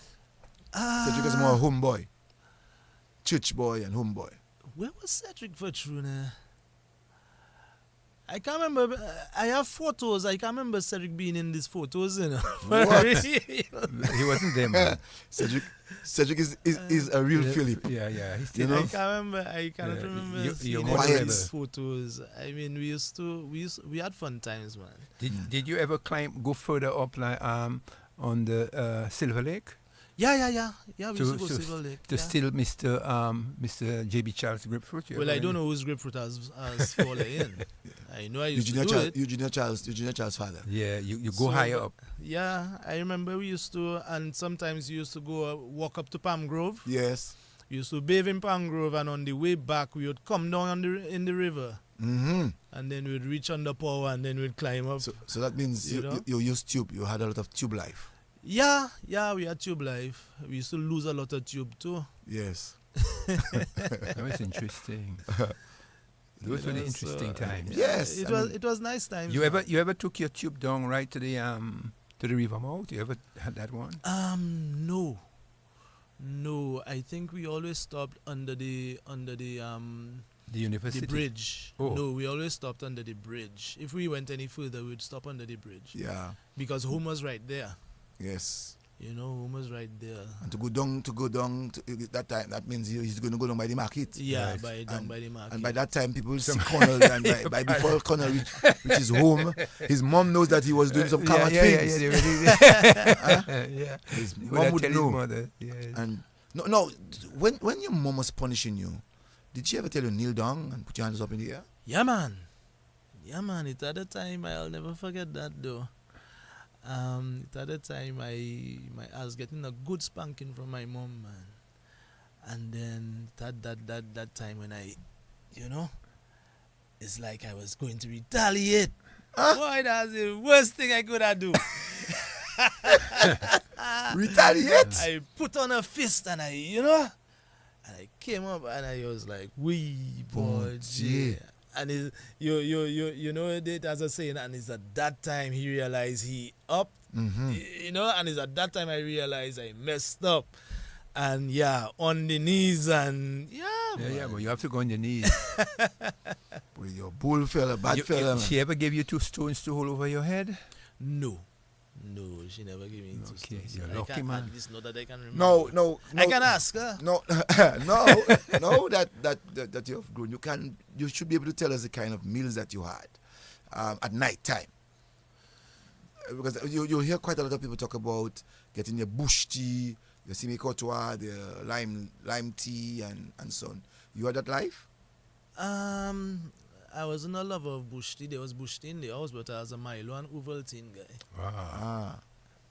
No bush tea? No, I wasn't a bush tea guy. There was bush tea in the house, for sure. But for me, it was always Milo and Ovaltine. And in Bath Road, we had that. We would always eat together. We'd eat lunch together.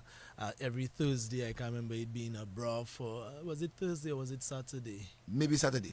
But there was a day where it was the broth, and there was a day when it was the pilau, And I always remember us sitting down at the table to eat. Right. My father would be at the head, my mother would be at the right of him. Wow.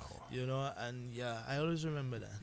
It was structured, man. Your eating was structured. It was structured. What about dinner? Pap? Did you know pap? Yeah, I know pap. You had pap? I know. Yeah. Pap is like porridge, right? Yes. Yeah. Let me ask you a question. In the night, did you all eat food or drink tea? It was more or less I think it was either the tea or porridge. Okay. Normal, like everybody else. Yeah. Normal. Just like, Corn not meal. similar to breakfast, but it could have passed for breakfast also. So cornmeal and oats. Yeah. Your bolga, maybe? Bolga. You had bolga? I don't think so. I Because know, by that time, Cornell became a man. Bolga was gone. The church had. You can help him to understand what was bolga. Yeah. What did church do? Please do. Something like oats, man. Yeah. It's a little thing, but it's brown. And you boil it. In pap. In those days, The church gave it. you see where the Catholic Church has its office in the entrance of SME. Right. Opposite. At the back of the presbytery. At the back of the presbytery, yes. But it's right on Turkey Lane. It's right on Turkey Lane. Right. So there are about 2 or 3 windows. Right. Oh, where you the stayed there. engineering, where the church engineer used to work. Yes. Right, Bernard used to work. Yeah, That's correct. Bernard. Right. Yes, so yes. The church used to have a lot of bolga, Yeah. a lot of corn flour, Oil. oil, Oats. Oats, yeah. You know, Oh, Clean. Clean. Claim. As the Catholic churches remember for Clean. Clean, yeah. Yes. And as you mentioned about that, I can remember on Saturday when they used to make the lusty. We always used to go at the back there and pick up this crap. You mean Cornell? Cornell have live here. Cornell has live here.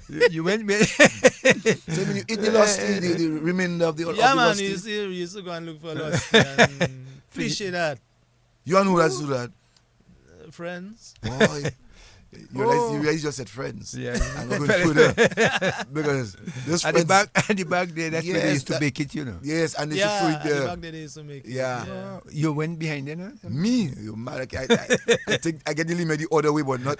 Not eating lusty. So you're an acolyte by any chance? No, I was an acolyte. So you're never an altar boy? No, never. Boy. No. That wasn't me. I guess coming to think of it, probably as I had my time of Limia and being radical or So whatever. you wouldn't join that? Nah. You ever thought of becoming a priest? No, although my mother had high hopes.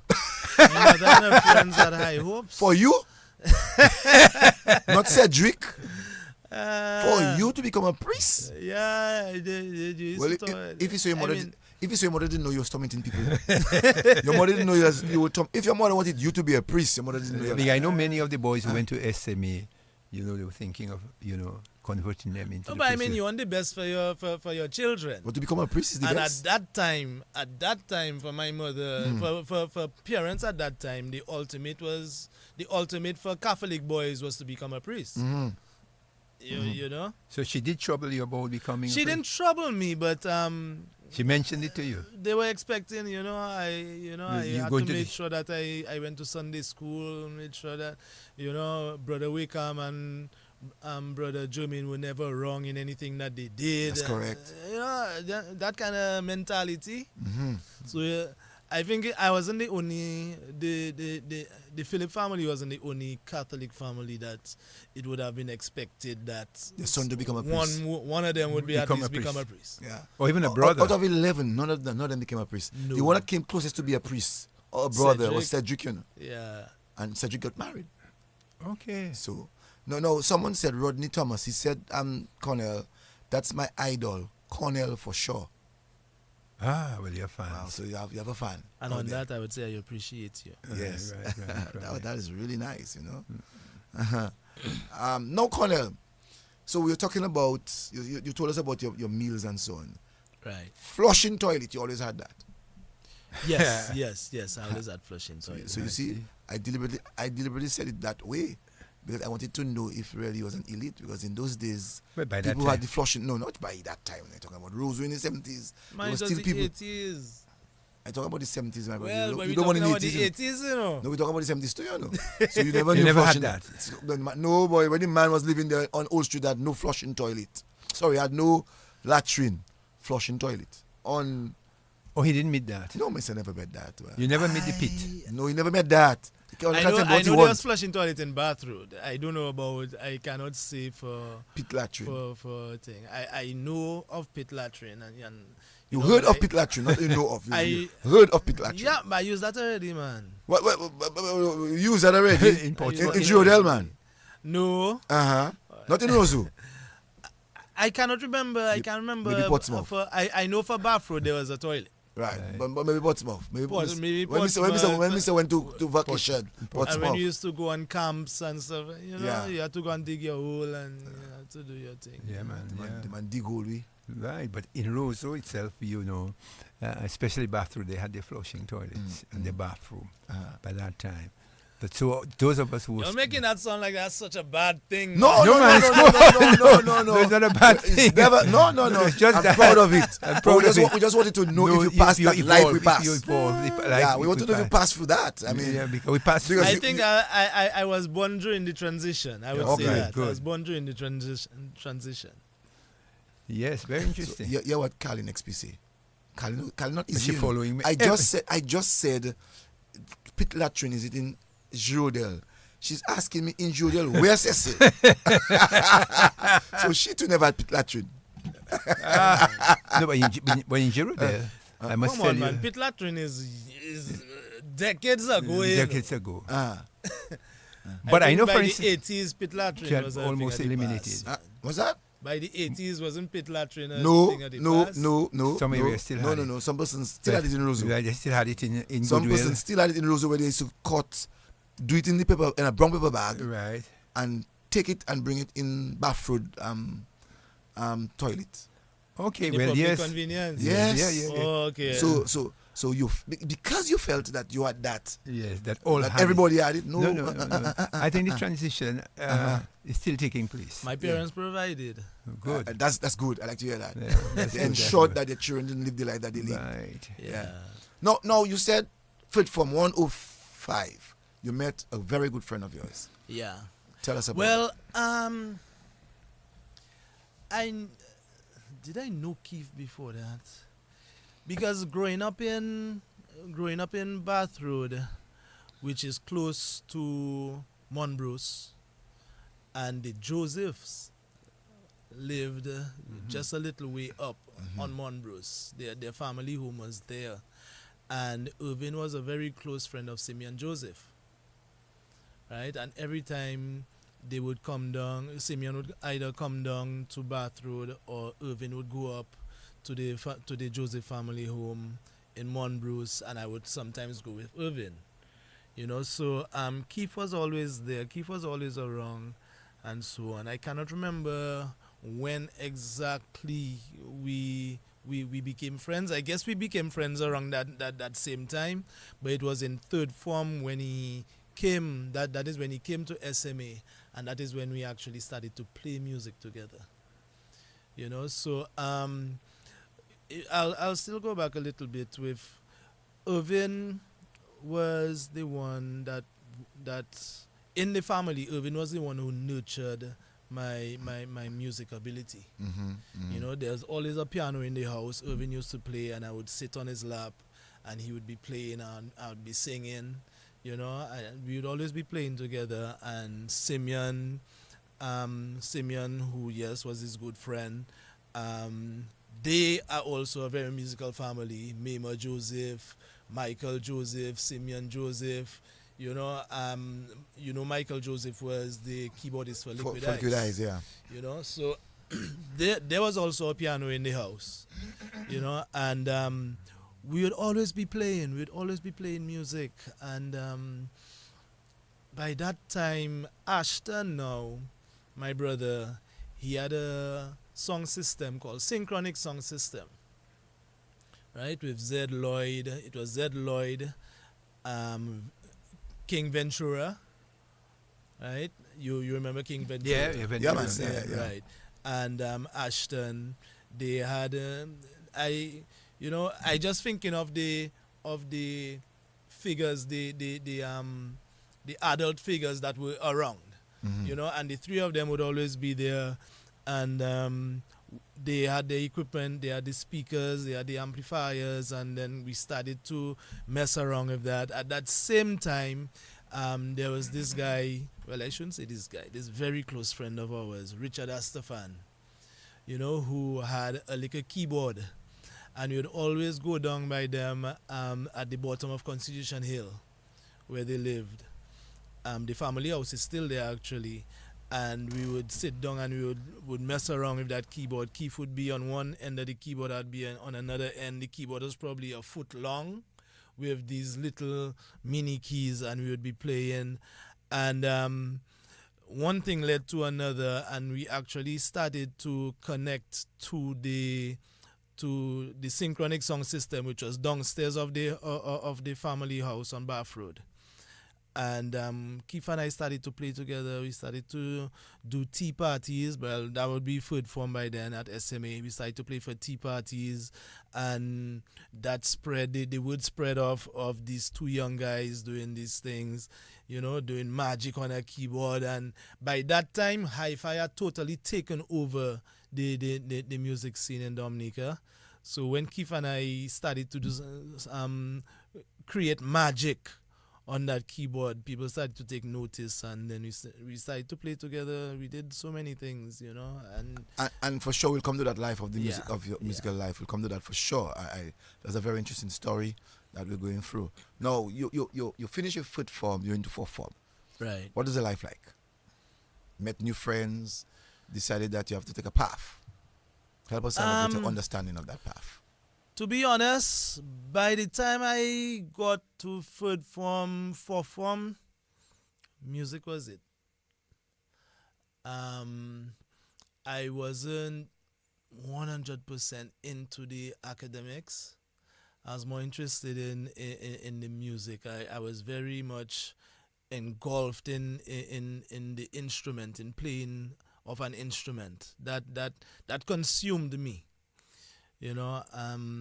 It affected my grades tremendously. I can remember I would just be, there were classes I just wasn't interested in, and music, it was just music, and I can remember it being a battle between me and my mother, and always from the time I come out from school is into the music, and my mother will be making noise if Ashton, I have homework to do and stuff like that. But by that time, it was my main focus was the music, was the music. I went through fifth form, I went through sixth form, did my CXCs. And straight from that, music was my life by then, to be honest.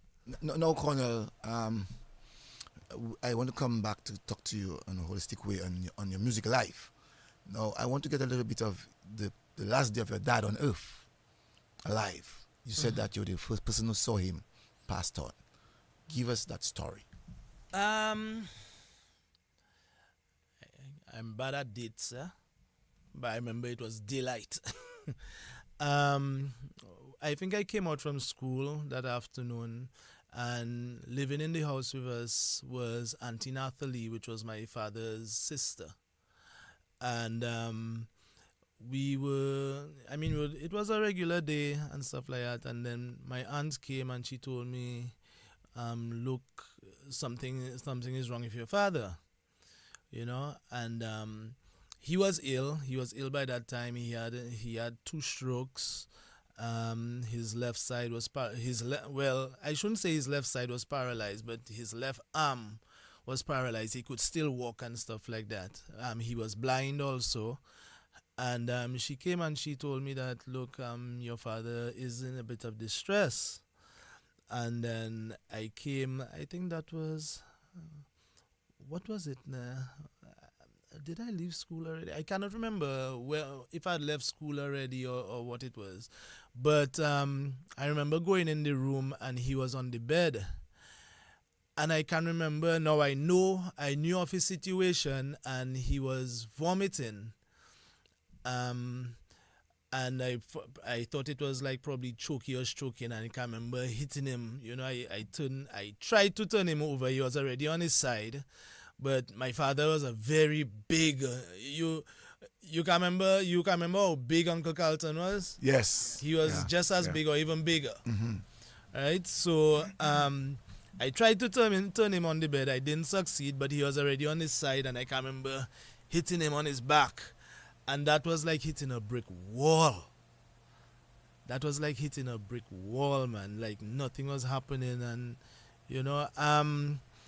it didn't really affect me emotionally because sometimes I tell myself, you don't have no feeling. I accuse myself of having no feeling at times. But it was something that we eventually expected, so it wasn't a surprise. My mother was at Campbell's Variety at the time, and then she came home, and then she saw him there, and she heard the news, and she broke down, and I don't know. You remember the last words he said to you? No, I don't. What I do remember though, that same night, so I had probably left school already. That same night, WCK had to perform. and they were trying to figure out if we should perform or not. And I was saying, I mean, it would be worse. It would be worse if we don't perform. That means we would have a debt of some sort to pay. If we didn't go and honor our obligations. So I figure, let's go and play. Let's do the gig. I mean, there's nothing worse that can happen. And then we went and we did that gig that night, and we started to.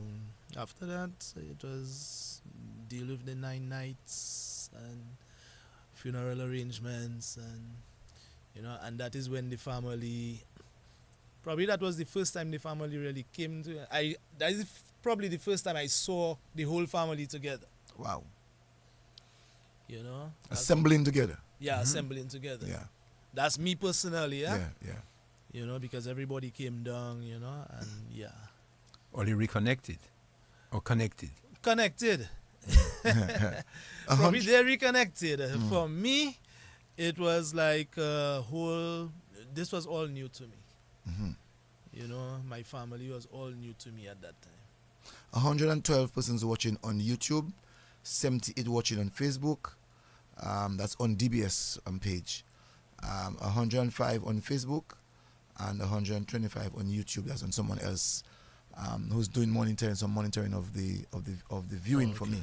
So Cornell, you're really doing a blast. Well, man. Yeah, doing a blast for us tonight. No, Cornell, your father passed. Your family came together. You buried your daddy. Right. What have you remembered, or what do you remember the most about your daddy? What do I remember the most about my father? My father was definitely very hardworking. Even if he had a stroke and his left hand was immobile, he would still drive. He would still drive us to church. He would still go down to Campbell's. Even when he couldn't do much, even when he was blind, he would go down to Campbell's. My mother would be driving by then, and then he would go down to Campbell's and he would sit down, and he was still the head. He would still be the one to make decisions and stuff like that. And plus, it was better that he came to the store than stay home, be home alone. So we made him comfortable, and I remember every Christmas. Christmas was my favorite time at Campbell's Variety. You know why? Jim Reeves. At your age, Jim Reeves? It is Christmas season, so there isn't any reason we can dance a Christmas polka. Man. What? You used to enjoy that. I remember these days. At your age, Jim Reeves? Yeah, man. Boy, That's classical music, Yeah, I know. Man. And he had this speaker right there, and he had the amp, and he had a deck, a tape deck, and that is one of these tape decks where you used to put the tape at the top. Right, real to real. Real vintage kind of stuff. And I remember Christmas at Campbell's was it for me. Your sister Christelle said, "Love you, Daddy." Love you too, babes. No, Cornell. I like what you just said in reference to the Jim Reeves. What else would you have heard on Christmas season that would really create that love for Christmas? Not heard, nah. When it comes to hearing, it was Jim Reeves, because it wasn't only at Campbell's Variety, it was all over about. Dominica. Yes. It's Jim Reeves you would hear, But window shopping. I can remember they used to have these mega toy stores. What's the name of it? Is it Baron? Frank Baron? CB? CB's? No, not CB's. Red Store? There's this toy store. Where? I mean, where was that toy? I cannot remember where it was, You But I remember mean, the street? there were a lot of. We literally used to walk before shopping day. Right. You can remember the Yes. week before shopping day or the week leading up to shopping yes. day. You go You window go shopping. walking and you just go window shopping as to what you're going to get on shopping day. You know, and I remember that. Well, Cornell, now I believe that we must not judge a book by its cover.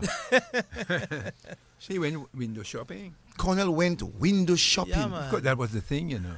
Yes, but not for Cornell. With your father, It's like your Tony mother, or Astafan. you your- thought it wasn't It's for like me. Tony Astafan said to me he's doing window shopping. you went by yourself alone, or your parents accompanied you? We were accompanied. Okay. We were accompanied. I don't know if it was by other friends or by adults. I guess at a certain point it was by adults, you know. Let me ask you, when you went to window shop, did you have any toy in mind? Was it bandits? Was it guns? Was it planes? What was your toy? Water gun, not cock gun. Why not cock? I always found cock gun was a dangerous thing. Ah. I didn't believe in the cock gun. What about the bomb? You never had the bomb? The big ones, You- the big bandit. The Yes. bandits.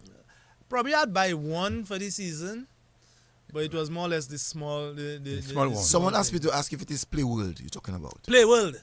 Yes. Play World. Okay. Yes. Where was Play Playworld? I'm trying to. I think Play World was in the middle, smack in the middle of town, you know. Is it where Trying to remember where Universal Play World was. Elegance used to Playworld? be? I can't remember that one. But there was so many of them. There was a lot of them, you know. But it was Play World for sure. Uh-huh. Yeah, it was Play World. And I remember seeing what shoe was the latest shoe you gotta get by Batter or by Trini. Well, the man saw buy bat and buy training. Yeah, so you buy But training. Colonel Nilage. Yeah, man. Yeah, Colonel yeah, yeah. Nilage. Yeah, yeah, buy If you can training. remember Yeah. By by Trini. Trini, Yeah, and you man. can remember Bata. And you have to make sure you get your Razard for the next school year. And the Chinese shoe. Yeah, man. I saw something. Well, yes, they tell you do not judge a book Right. by its cover. Say, wait. Yeah. I believe that now. So you ever Huh? played, when you with your water gun, did you play any cowboy? Did you? Yeah, man. Of course. I mean, so what you buying the water gun for now? I'm fine. But you had a big one, the pump, like the pump? No. Nah, I didn't have pump at that time. Yeah, them little thing. It was that liquor thing. Yeah, yellow, that liquor green, all them thing, and little. after Yeah. you probably go in couple meters and you check in to see who have the more powerful water gun Yes. and them kind of things there. Interesting. Boy, Cornell boy, I know quite a number of people are taken aback. Right, right. Just hearing you talking about window shopping and going and buy your liquor. Let me ask you, you had to do some good work for your mother to give you a little change for you to go and buy your toys? Every week we used to get an allowance, you know. I don't know if it was 25 cents. 25 cents used to go a long way. Yeah, long way, Yeah. yeah, boy, a lot of You money. know, we juke. We used to buy juke, eucalyptus. So you used to go on the hill and buy juk. Yeah, man, on Tradition Hill there. Yes, Yeah. Cornell have age. Cornell has age. Right. If Cornell can remember juk, Yes. and not too many people can remember juk, you know, on the hill by it's Affin, you know Affin. And what is that thing they used to? It was like Farin Coco? Farin cocoa. You and had that too? And you have to be careful because you might choke. Yes, sir. Cornell You have some age. was at the Unilage. Cornell has age. Yeah, Before you talk Farin about Coco. Farin Coco, you have to be, try to talk Your about Farin Coco, juk. you have to be above 50. 50, yeah. Yeah. You know what I'm saying? Yeah, about 50. Farin Coco, Juk, juk, breakable, Breakable. unbreakable. You had pet drops? No, pet job will be before our time, Yeah. before his time. I had that. Penny and Hipney used to be gold, you know. Gold, man, Yes, gold. yes. Back in Oh, that yes. time there. And we used to fool some people with the penny, eh? By the way, while someday on that, did you ever go to Martini? To Martine, yes. We went Kung Fu. Yeah, Yes. man, we used to go and look at the occasional Kung Fu. I never used to, at that time I was too young to go alone, but I can remember going to Martine at Carib Cinema. I think I more went to Carib Cinema than Arawak. Okay. Yeah. So someone told you that Playwood and said that Playwood was where the Muslim store was. Right, As, exactly. no, I as, remember. widely say, Yeah, as, yeah, as yeah, you said I that remember. by Four Corners, and someone tell you they mentioned Unbreakable, but this thing is going crazy. Playwood was on Great Marlborough Street, yes, Who had the and Great Playwood? Judge Street. Huh? Who owned Playworld? Boy, I don't know, you know. Be very I interesting just- to find out. Colonel, did you remember by any chance? Let me just find out. Did you ever remember golden fried chicken? Golden fried chicken. Yeah, right next, right across from Play World. Yes. Okay. Yeah, right across All from right. Play World. Yeah. Okay. Do you know who had that? The Golden Fry? I think he passed, you know. Earl Johnson. Earl Johnson. I Earl think he Johnson, passed. Okay. Very Yeah. interesting. Yeah. Boy. Yeah, man. We had our version of KFC long time. Man. Yes. Our version of KFC was better than KFC. Yeah. Let me throw some. You ever had your milkshake? You had milkshake. You had From squash. Eric's, milkshake. I can remember buying popsicle at Pee-wee. Eric's. No. Pee-wee. By Pee-wee. On the side. Yes. On the side Yeah. there. Uh-huh. That side On street. King's Lane. On King's Lane. Yes. Yes. By where Ramona lives there. Right. Ramona used to live exactly. in that area there. Yeah. And you have to be careful because you buying it right on the street. Yes. You know, so you have to be careful not to get run down by any Yes. vehicles passing. Yeah. I No, remember no, no. What about Bunjao? Bread and Bunjao. Bread and bunjao. That's recent times, man. Bread and Bunjao, man, say recent That time. recent time. But bread and Bunjao, that's from a long Right. time, you know. You ever had any of those things with the fellas by the road? Let's say the Boys, the Farrell. You never met those guys. You never trouble nobody. That's what he's trying to ask you. Did you call? Did you trouble, man? Did you Oh, trouble? like Ugly Willie Yes, yeah. and Harold. Yes, and Marco. Marco. No, I don't know what Marco. But you trouble old men? You ever trouble old men? Yeah, I mean,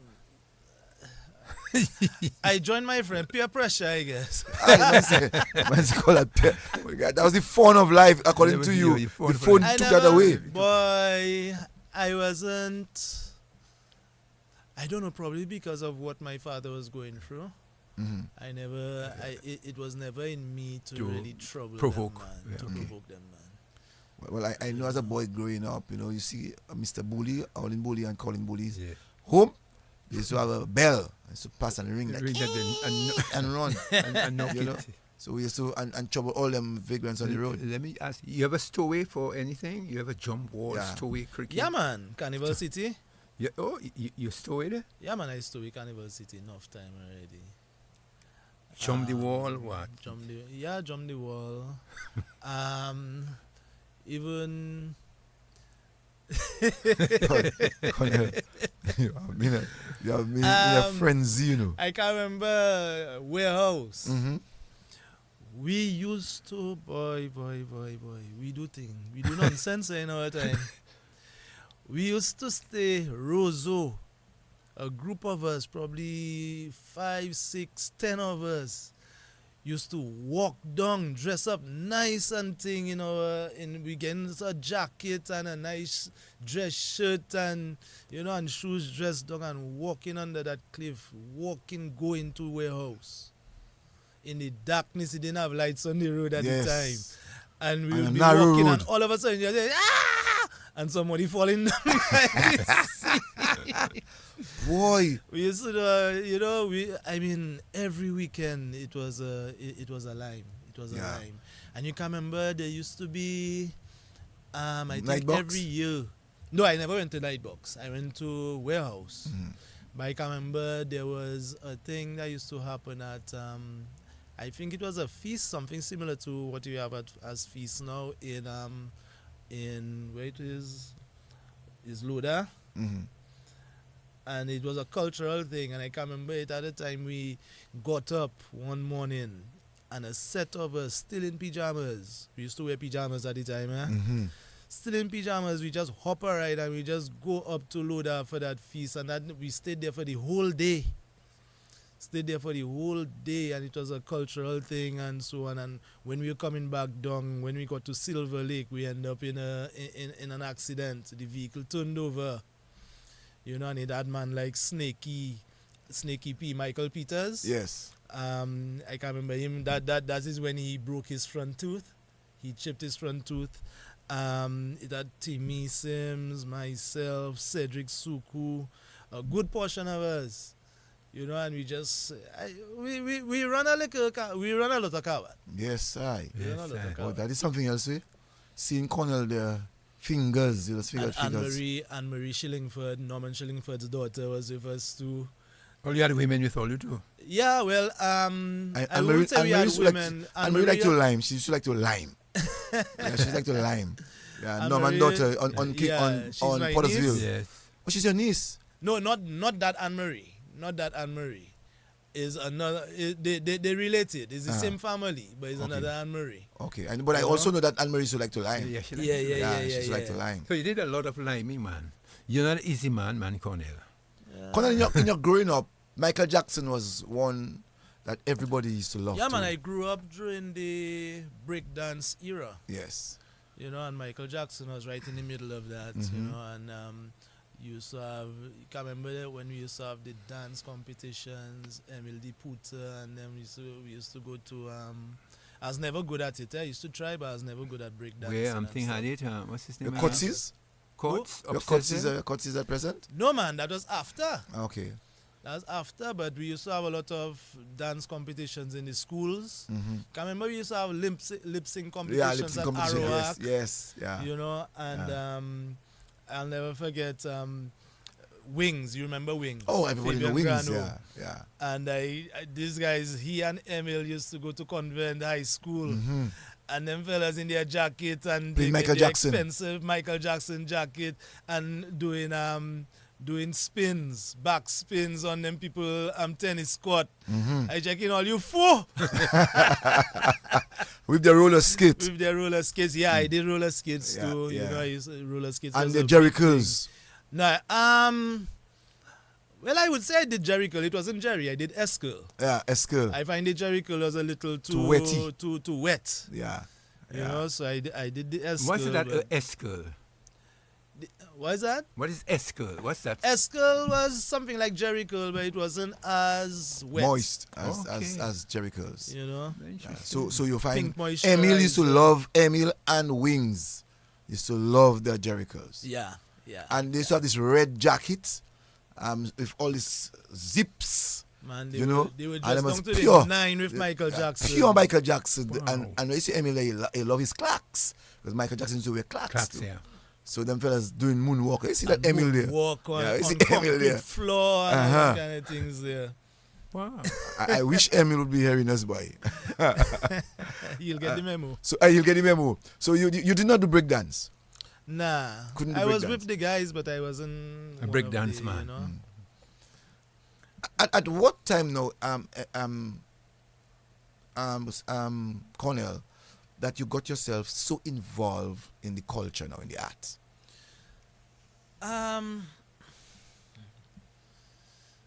Okay. I mentioned synchronic song system. Yes. Yeah. Okay. So by that time, it was like we were in the later years of high school. And Keith and I had gotten very close by then. All right. So what used to happen is that after school, we would come straight to Bath Road. Keith and I would come straight to Bath Road and we'd go downstairs where the sound system equipment was set up and stored. And we would be playing around with things. By that time, probably, I cannot remember whose keyboard I had at the time, but I have to apologize for... I destroyed many a keyboard of Richard Astafan, and his parents were not too happy about it at all, because we would be that, like, he had the keyboard, but it was like our keyboard. You understand? These little toy things. So, and he never learned to play keyboard? Richard? No, not really. I guess he was fascinated by us doing it for him. Wow. Oh no, you're laughing, trust me. So, by that time we would come to Bath Road and we would play music together. We would be what was Raven at that time? It was, when it came to Caribbean music, it was more jam band. It was more 17 plus, that Tomian kind of thing we were more exposed to by that time. And Burning Flames? Burning Flames came after. Not long after, to be honest, but Burning Flames came after. Because if you check it, Burning Flames, we close in age, with Burning Flames. They're just a little older. The band a little older than WCK. but the Jam Band and Imagination Brass, 17 Plus, I think they were there before, a little before Burning Flames. But that's who we knew at the time. And we started to play together.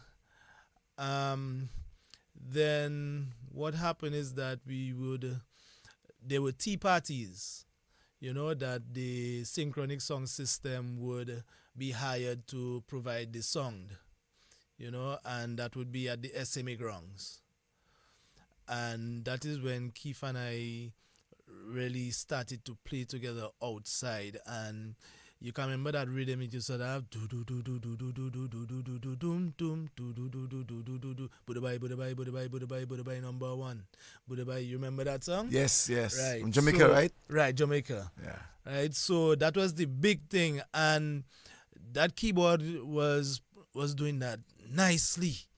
It was a Casio, it was a brown Casio little keyboard, and we used to reproduce that nicely. The bass was the song was right, and and people started to check, and we used to do it for fun. We just used to go there. Okay, my brother is playing the song system, so just let's go and do our thing at the tea parties in the same school, and we started to work out together, and we would play around a lot.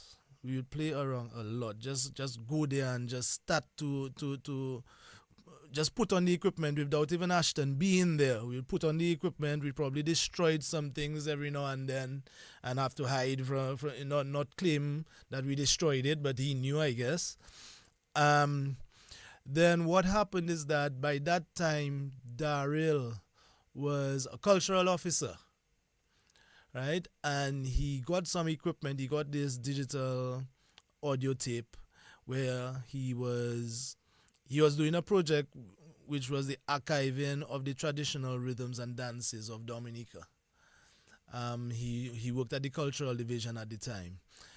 And what he would do, he would bring down these bands from all over the country, And when he got there and he was doing his thing, he would tell us to stop whatever it is that he was doing. He's the elder, he have to tell us to stop.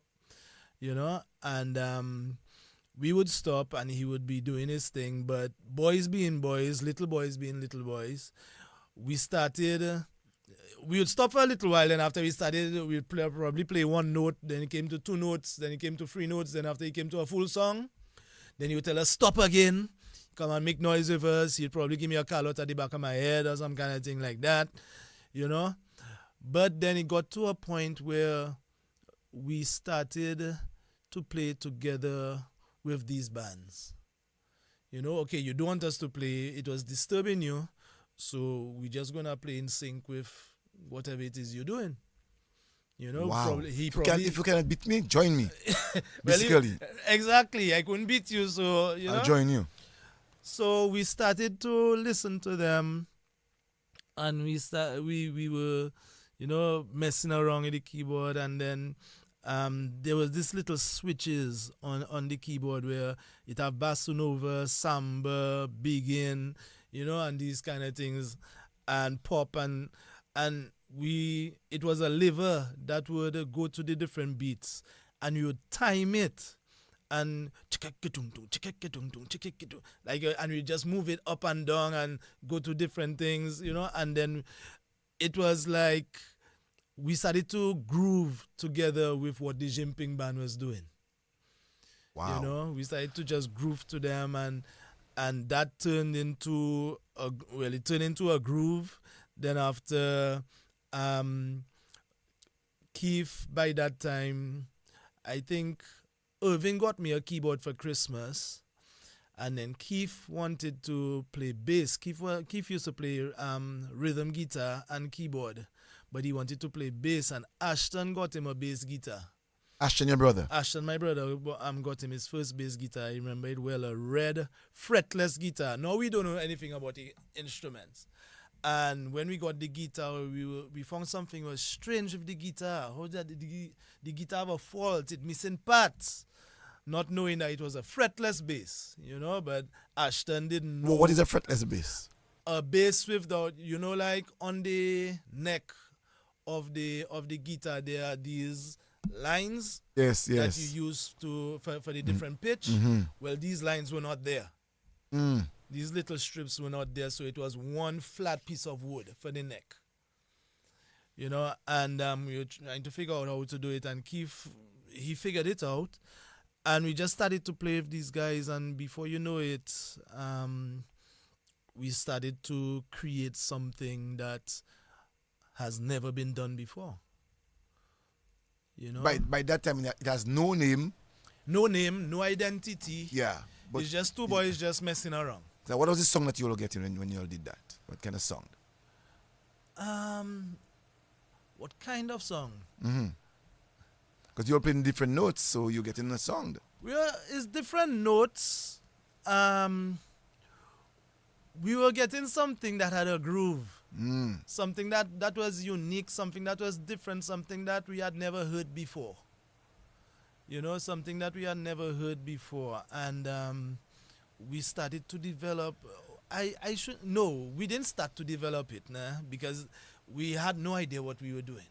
We were just enjoying ourselves. We were just little boys enjoying ourselves. You know, and I think I kind of jumped the gun a little bit, but when we continue to talk, I'll go back, you know. But it was just something that was different, and the fact that it had these two little boys doing that, and we started ended up playing for all tea party it had. They would want us to play. You know, everywhere Synchronics was going, they would want us to come along with them. So yourself and Keith, just two of you. Yeah. Now, what happened now is that around that same time, there were bands. You know, there was Swinging Stars. There was my brother was in a band called, was it U-Jammer? U-Jammer, yes. There's a group called U-Jammer. Yes. U-Jammer. That is your brother Ashton? No, what was the name? Irvin, that was my brother Irvin. I think I keep mixing them up, but it was two bands, but he was in one of them. Tilly. Yes. Tilly Thomas, was part of that band. Sammy Garraway was part of that band. Tony Detouche was drumming. Ra was also part of that band, I think. And by that time, all bands had more or less dwindled in favor of the song system. Right? And what happened is that when Irvin heard what we were doing, Irvin being his typical self, he will still do that today. He would just tell me, come and check me there. And he told Keith and I where to come, what time to come. He didn't tell us what we coming for. He just come and check me over there at this and that time. And when we went there, lo and behold, it was at Ra's mother's house in the middle of town by Pee Wee there.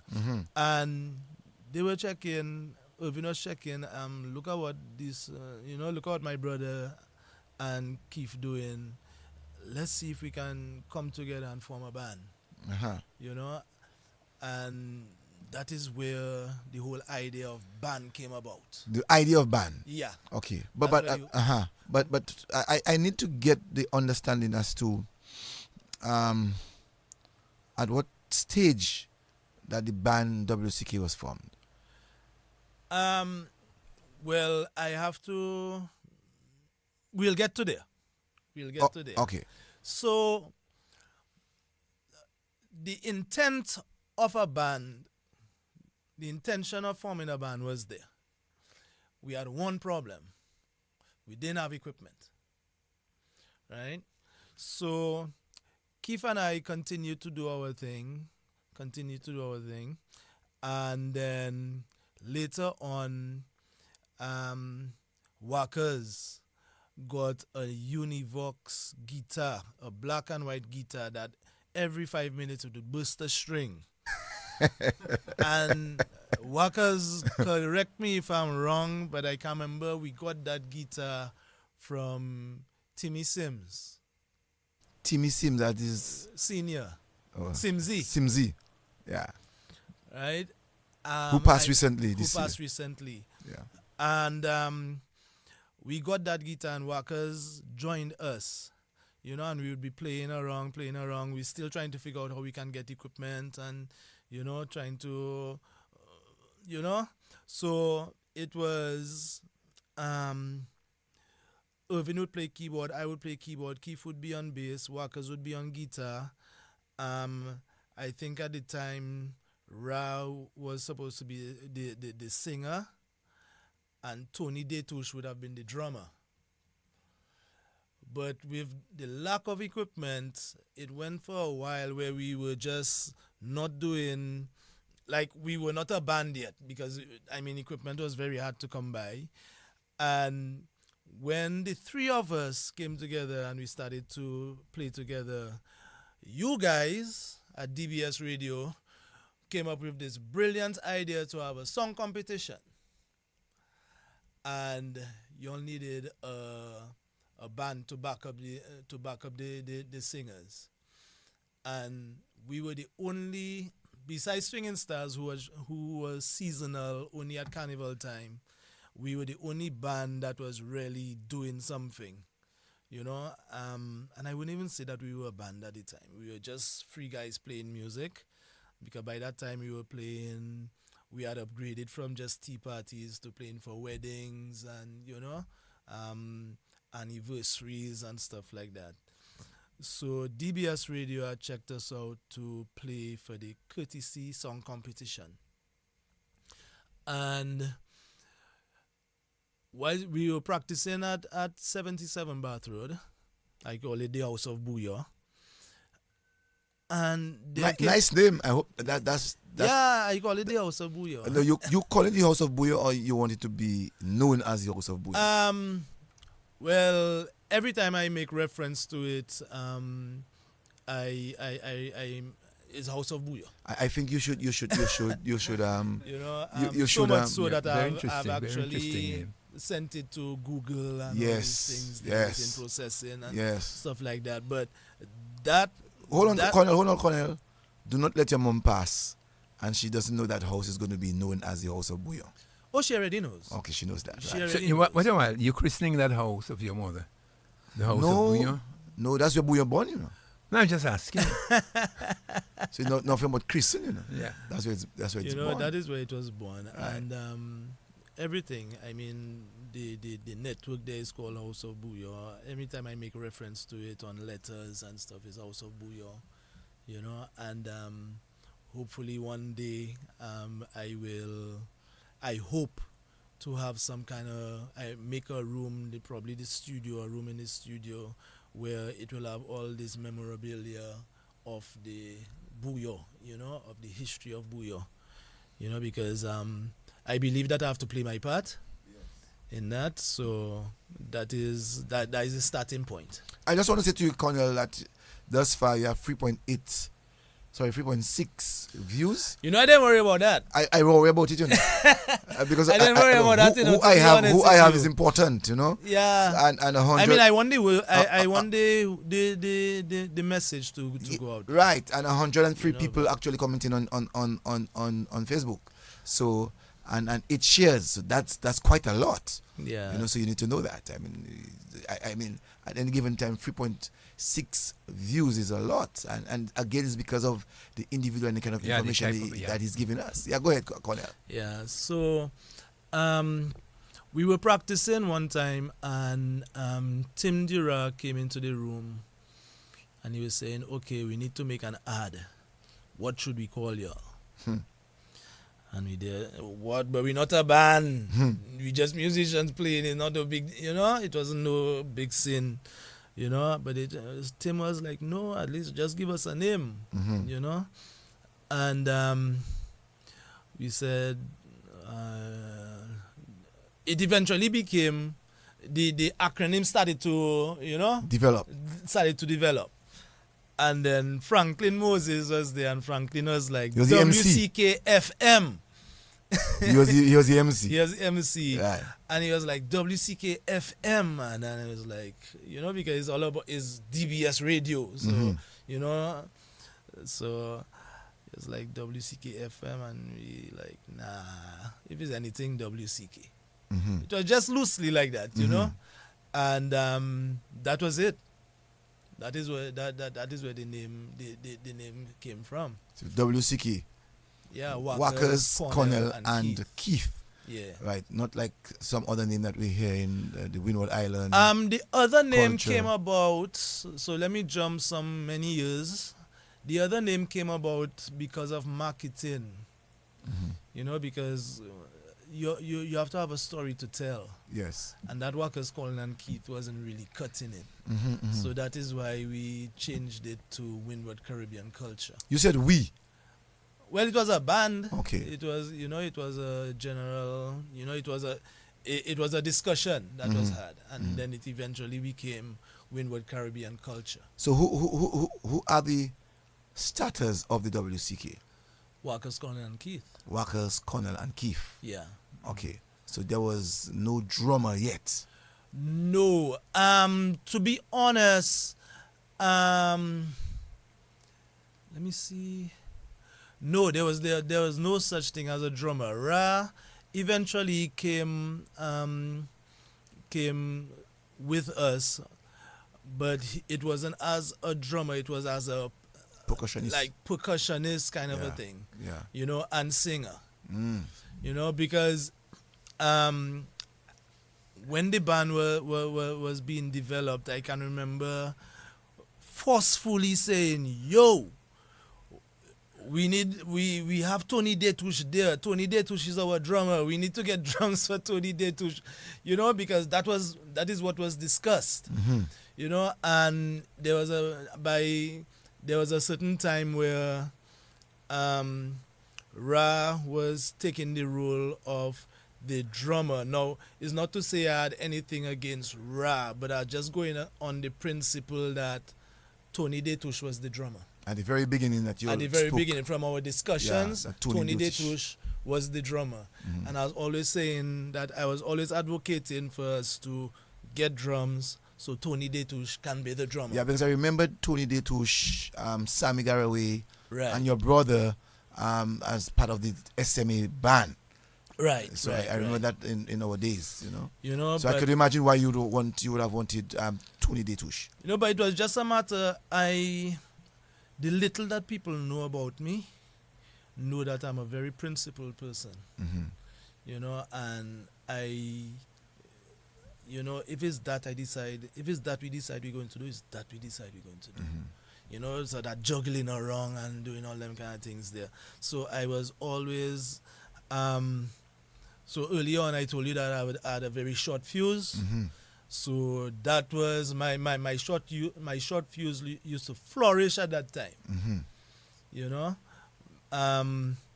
because that was the original plan.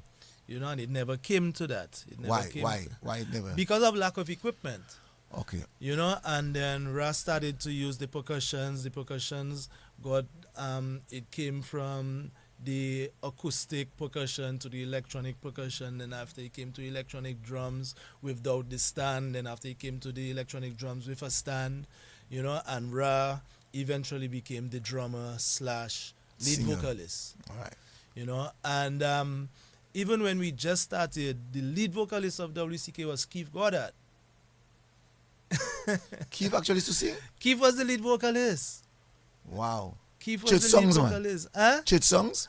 No, we used to play a lot of songs. We used to play a lot of Mojanaya. You remember Mojanaya? Yes. You know, Styla Rock Yeah. and Rocket and Desi. We used to play a lot of these guys' music. We used to play a lot of Burning Flames at that time. We used to play a lot of 17 Plus, Jam Band, Imagination Brass. We used to play a lot of American style music. You know, we were a very much all-rounded band. You know, so things just started to develop, and you know, it came to what it, you know, it developed into what it was. So you all began by playing music that was not your own, of all types. Yeah. People find it was nice. They liked you all. They asked you all to play. You all have played. at what period that you all decide that you're going to become a band? Well, I mean, It just happened? it just happened. We decided that the intention was there. Things don't work out as initially planned. But when WCK came about, WCK came about. When that name came about, the name came about. You know, so it was more or less official then. You know, But and go ahead. And it was, you know, it's, how should I put it? I mean, we didn't have a plan. We were just going through the motion. Whatever happened, happened. Let me ask you a question. Now that you have evolved the name WCK, is the name evolved already? WCK, Walkers, Cornell and Keith. The name is there. I want to ask the question. When you all put the name together, did you all have the beat already? Did the beat come? Did No. the bouillon beat come? Or No. you all were still experimenting with the bouillon beat didn't come yet. but you all still were playing other artists' music. We had nothing original. We were still, if we were doing anything, we had no idea. If we were doing anything unique, we had no idea. We were not taking notice of it. You know, we were just little boys learning music. It was not that we were musicians already and we were doing something new. We were just growing up. I mean, I was in like 3rd, 4th, 5th form, you know, 6th form. You understand? I follow. We were, for me, I can speak for me and to a certain extent Keith, we were now starting to develop ourselves musically.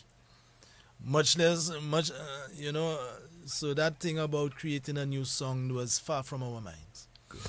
It was very far from our minds. Just want to say to you, Fanchu is watching. John Baptist is also watching. Curtis Lugie says you're correct. Whatever you said, he said that you're correct. Sam Kelly is also watching. He said that he was talking about Pee Wee. Right. Matthew Mills is watching from SM. Edgar Hunter is also watching. Ra Peter is also watching, and 12 others. Chad George is watching. Owen Prosper is watching. Davina John Baptist is watching. Jackson Pascal is watching. Vincent Desiree is also watching. Lisa White said, "That's my son by another mother." Tell it. And she's watching. So Leon Sejan is also watching. Skyo Peter is watching. Glenda Fagan is watching. Carol Shillingford is also watching. Matthew Johnson is watching. He says, ask him about DJ Matthew. So that's, I'll ask you about DJ Matthew. And Wayne Spanner is watching. And Roosevelt Packet is also watching. No, I thought it was Roosevelt Scarrett. No, I can tell you, Roosevelt always listens to I want Mr. Scarrett, I want Honorable Scarrett to be listening. No, he always listens. And Monday morning. So he can do something or two. Monday morning. Well, you can send out the Monday call, morning, you you know. give me a little quiz. He always does watch and listen. Yes. No, Cornell. I want to find out, in that period, hi-fi was the thing. How threatened that you all were as a band. As you said earlier, that Singing Stars was actually the band that is wrong. Right. Prior to the period of the 80s, in the 70s, you had over 25 bands in Dominica. Then you found out that later on that those bands Faded away. Then yeah. And you had hi-fi. How threatened that you all were with hi-fi, especially around Carnival period? I don't think the hi-fi was threatened, you know, because we came through a hi-fi. We came because of a hi-fi. We came because of synchronic song system, right? And it's because of that, right? Because, just let me explain. You have a hi-fi basically bringing in two musicians to add a live element to their sound. Right, so that was something that Synchronics had that other song systems didn't have. And I think Wadix will agree that is why they ended up buying a drum machine to put with Wadikole. You Let me ask understand?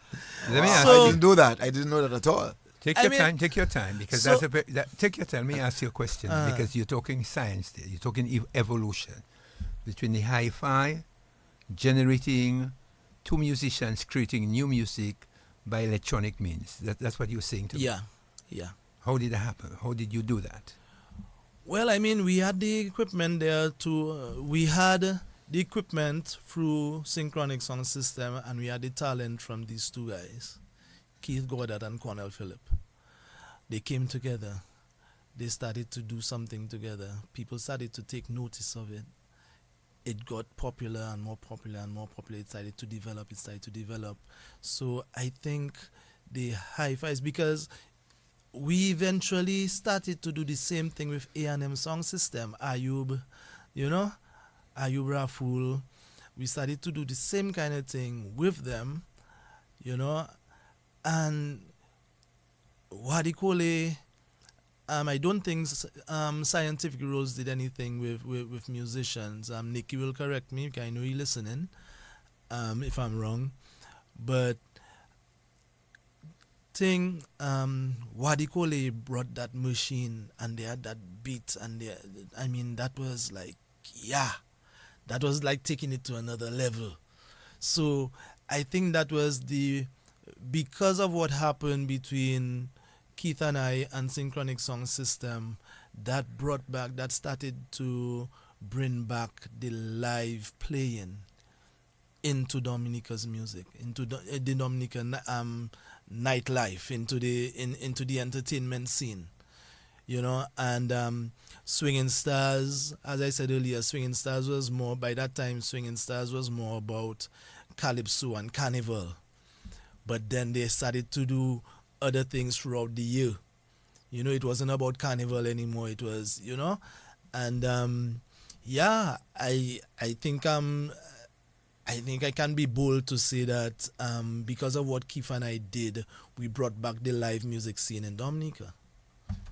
Frank Moise says that he's watching and logging in St. Martin. Glenn Peters said that he's watching. Cleve Lloyd, sorry. Yes, Cornell. I think it's Clive Lloyd, I went to school with that guy. Clive. Clive Lloyd. Say big up. Roslyn Savre says that Auntie Roslyn. Yes, I call Cornell one of my first sons. And she said Scientific Rule was there before. Jimmy says that ask the story of Guadeloupe Time. I need to ask you about the Guadeloupe Time. A&M, Ayub and Michelle. And Michelle, right. Yes, Hamilton Joseph is watching. Jennifer Coffey is watching. Earl Hamilton says that he's watching from St. Martin. And John Blanchard is watching. And Hermia Hobson, I remember Scientific Rules. Crispin Piper said that he's watching. Crispin will be your good friend. Lisa White says, yes, you did. Marcus Blondell, I am watching. And Fee Francis says, do the Reebok. What they call it beats. So you see, you bringing back some memories. Do the Reebok. What do you call it beat? What's that about? Do the Reebok. Well, that's for Wadi Kole. That's a Wadi Kole thing. Uh-huh. I wasn't a fan of Wadi Kole, Wadi Kole was the competition, They bring a drum machine. I wasn't happy about that. But would you agree that they actually help in the competition? They actually help in developing? Yeah, man. I mean, we grown out of all that competition thing right now, and we can say, I mean, we supposed to be very proud. All those involved, they are supposed to be very proud of what was achieved. Now, WCK now is a band. Right. So you have Cornell, Ra, your brother, Workers. So 4 or 5 of you, all right? It was, I think, and it guitar was 4. and guitar. It was Workers, Cornell, Keith, Irvin, Ra. Yeah, so 5 of us. 5 of you, yeah. Right. Your first gig? First official gig? Yes. Good Times. The place that you walk in to go close by, that is the warehouse. Right, close to the warehouse on the other side of the road. Right. Where Pioneer Well, not where Pioneer is. It was just At the before back. Pioneer. Just Yeah. at the back, yeah. Yeah. So tell us about your first gig. The first official gig, because I think we were playing, but when we were actually presented to the world, it was at Good Times. I think Synchronics used to play. There used to be jams on a regular there, but that time, that night, I think it was a Friday night or Saturday night, that is when we really presented ourselves to the world as WCK. And that is where I also got, I was introduced as Fingers, and that was done by Koi. They started calling me Fingers inside. Koi Abraham, right? Koi Abraham. On Virgin Lane. Yes, on that Virgin same guy Lane. that used to pass in his Kuwe. Yeah. Okay. Yeah. Right. Yeah. So history, so the Kuwe is important. And that is, we didn't play, I don't think we play anything, did we play anything original? I can't remember when it was, so I don't know if we had any original material at the time, but we would play 17 Plus, Burning Flames, Imagination Brass, Jam Band, did we play Sparrow? Yeah, I guess we would play some Sparrow. We also played some American style music. We would play reggae. We again too. We didn't have an identity yet. We were still getting our feet wet as to what it is that we are doing. But it was all about music, having fun. For me, it was about having fun and just playing music. I was happy to be there. Girls looking at me. Ooh, yeah, that kind of a vibe. So, So that is what it was. That was our first gig. Then during that period, another group from Dominica sprang up. First Serenade. No. They were there before you. They were there before us. They were there before you. They were there before us. Right. But they were one of the groups that had gone dormant. Uh-huh. And when they came back on, they had this hit song called Zuke Zuke. And that was a big hit. That was a big hit. I find I'm not hearing enough of it. DBS have to play a little more of that. We need to listen on a Monday morning. On a Monday we play all of those local bands. Let me ask music. you a question. Now you've been playing all these music from around the Caribbean. Mm-hmm. Now you must be thinking now of creating something of your own. Yeah. How long did it take you from that time to create something? And what is that something? I don't know how long it took. I know what the first song was, and I know when it was released. The first song was Music Suite, and it was released for Carnival 1988. And that was written by myself, and Irvin finished it. I wrote the first verse and into the second verse, and Irvin finished the song. I had the chorus and everything, and Keith and I had put the music together. Basically, when it came to the actual music of WCK back in the days, in the early days, Keith and I seen that we right from school we would go into I guess the studio, and we would just make beats and we would just do things, and the first song was Music Suite, and then we released that for Carnival 1988. Then that year, if you remember, 88 was reunion year, right? And that is when we decided to do an album for the independence celebrations.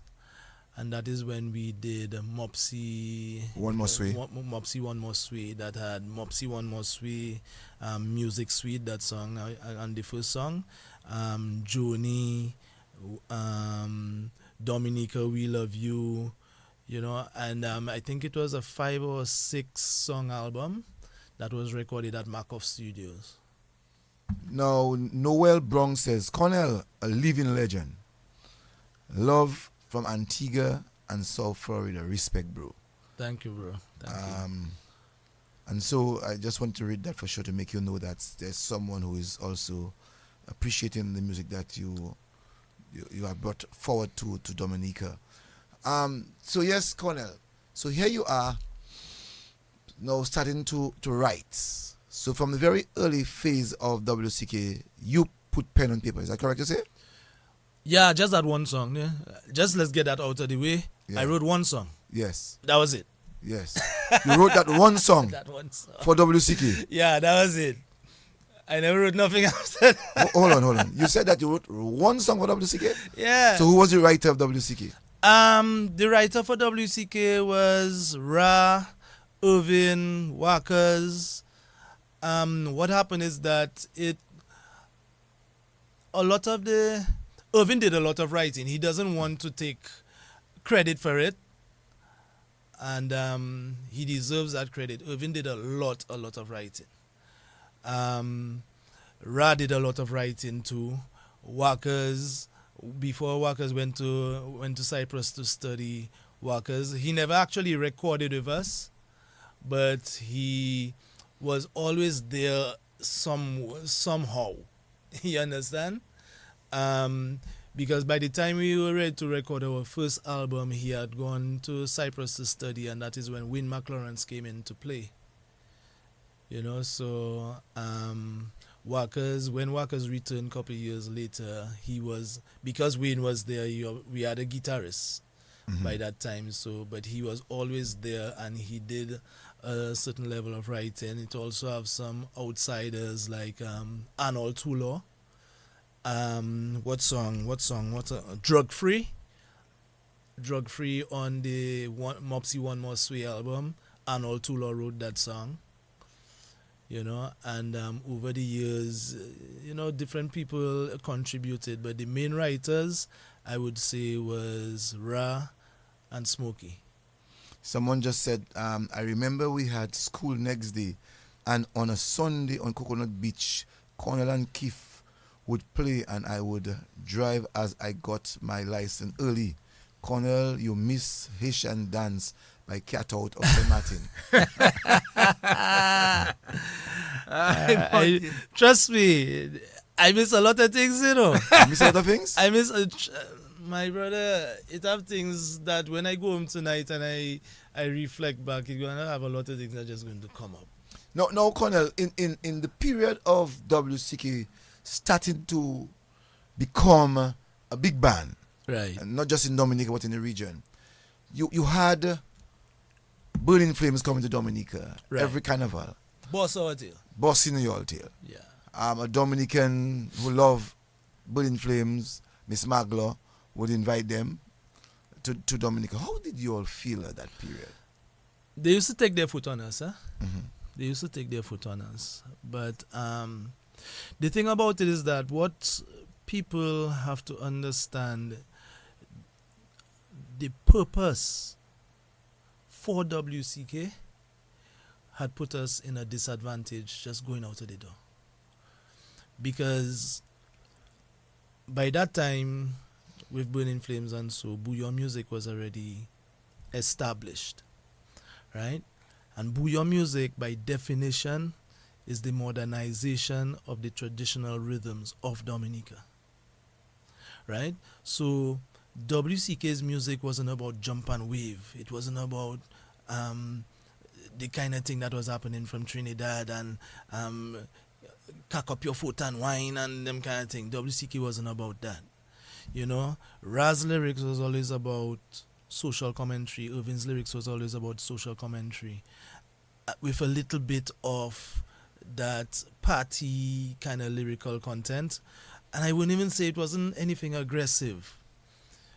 So when Burning Flames came on the scene, Burning Flames was this vibrant band about ride the bicycle and all these kind of things there. And Dominicans gravitated to that because of the high energy that they had, plus their physical antics and these things there. So WCK was well respected because it was Dominican. But if WCK was another band from another country, it wouldn't have stand a prayer in Dominica.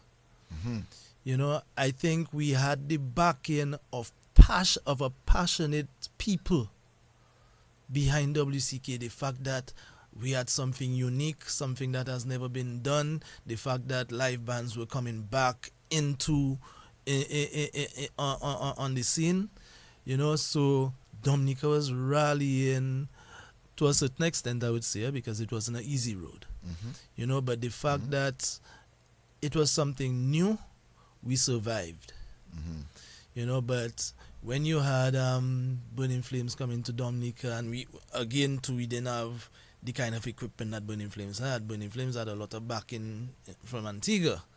So then them fellas put a whole set of speakers on our boat and they bring that to Dominica and they set up their thing and it's noise in the place. And when I tell you noise, genuine noise, but it's that Dominicans like. You understand? It's that Dominicans like. So it wasn't easy for WCK. It definitely wasn't an easy time for WCK. Just want to say to you that Randy Rodney is also watching. Yeah. So good evening to you, Randy, Pastor Randy Rodney. Glenda Shillingford Peter is also watching. I want to come back a little bit to WCK because first to the band from Antigua, Burning Flames. I want to give them that. But I want to talk about the competition in Dominica with the band from Point Michel, First Serenade. Because I know that there was a big competition among you all. There was a competition. It reached a fever pitch in 1994. Well, for me, it reached that fever pitch in 1994 where we both had a similar song called Mako Modi, right? And Serenade, they were building momentum, They were building momentum. And then we came out with that similar song, and I mean, I won't mention names and stuff like that. All that is in the past. That is old news. But there was a discussion had where we know it's all the song that there, and after the song came out on the album, and it hurt me. It really hurt me to the core. And by that time the rivalry was in full bloom. The rivalry was in full bloom, and the rivalry it didn't stem from the bands per se, it stemmed from the passionate fans. It stemmed from the passionate fans, and it eventually trickled down, outside influences. Like when you send your child to school, your child have 99% influence outside there and 1% influence at the home. So it eventually came, and it started to trickle down. The whole rivalry started to trickle down to the band members, to the point where fellas would tell you, "Don't make your chord cross my chord." On, like, if we'd be playing on the same stage like we did a lot, don't make your chord. And it wasn't one song system for the whole show. Everybody bringing their own song system. Wow. Yeah, because it wasn't only about the band, the band performance, which band playing better, but it was also about the song. To me, it was more about the song than it was about the band playing at a certain time. Oh, Serenade have more bass and that, and Serenade always had more bass. When it came to Clarity was our thing, but Serenade had the bass. Dominicans like that bass. You check? And in 1994, we get a volley from Serenade, and I blame WCK for that. I blame WCK 100% for that. And reason why I say that is we got an opportunity to go and record in Bruni's studio in St. Martin in 1994, and we took that opportunity because we go in a big studio. Everybody excited and things, so we go in a big studio to record, not knowing to us that the quality of that album would be the worst album ever. You understand? That WCK ever recorded. And it was when we did the album, we flew to St. Martin. We did the album, and then we had to run. I flew up to the States to mix the album. When we got there, the guy asking us, why you record the album at 15 hypes? Sir, I check in, but what you talking about? I don't know what you're talking about. Why you record? Why 15 hypes? You all should have recorded at least 30 hypes. But 15 hypes is the speed of the tape, right? So the faster the tape at 30 hypes, you would get high fidelity song. At 15 hypes, you would get low fidelity song because the tape speed is slow. So the resolution of the audio, of the tape on the 2-inch tape was very, very, very low, and the song quality was very bad, right? And then we did that. We did that mix, and we came out with that album, and the song quality was terrible. And by that time, Serenade was in the studio. It was I think. Where did they record? I can't remember where they record, but it was a much better recording than what WCK had that year. Mm-hmm. And they had a year. I mean, you have to give it to them. You check? They pong you. They pong us. Mm-hmm. No, I mean, it is what it is. They pong us. And morale was low in the band.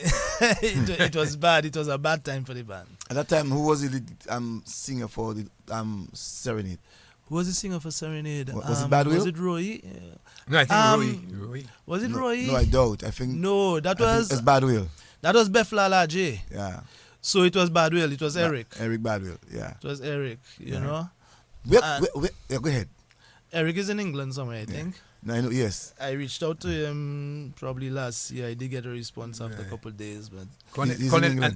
Cornell, that was a pounding. Yeah. It was a pounding. So let me ask you at that period now, where could WCK play, and the first Serenade could not play, or where did first Serenade could play and WCK cannot play? At the time, my girlfriend Mara Frederick were in Bath Estate, and I would go to that house, and everybody there was Serenade. And it wasn't easy. Everybody in Bath was Serenade. It wasn't easy. Bath was Serenade. And it was like, boy, but I mean, it was what it was. Mm-hmm. But we picked up, we put some new resources together. By that time, WCK started to pull in a whole set of different people. Like Morris Isles was very troublesome with the machine. I'll just leave the machine with him, and he'd just put stuff on there. And then we would come and we would listen to it and fix up things I had to fix up. And we went and we did the album called, what was the name of the album? Too Show to Flam. And we bust their tail now. Where was the recording done? That recording was, let me see, Too Show to Flam. Was that done by Ken? Either that was done at WCK Home Studio or it was done by Ken Robinson. Okay. Nature Island Studio. Learn your lesson. Yeah, we learn our lesson well. Mm-hmm. We learn our lesson well. And that is the year we came out with Balance Batty, and we just started to climb back up. Some people are saying, if you're from Lapwet, you'd hear them say the Bouillon was made from Lapwet, first Serenade band. Some people are saying that the Bouillon was made by WCK. I want to find out from you, confess, who made the Bouillon music? WCK. All right, so WCK pioneered. Before we used to say we invented a genre, but then we realized, well, for me, you see, I like to give credit where credit is due. That kind of vibe have been in Dominica from umpteen years now, since before any of us were born, right? And because of the origin of Bouillon music, right, which is the modernization of something that was already there, Mm-hmm. You understand? You cannot say you make it.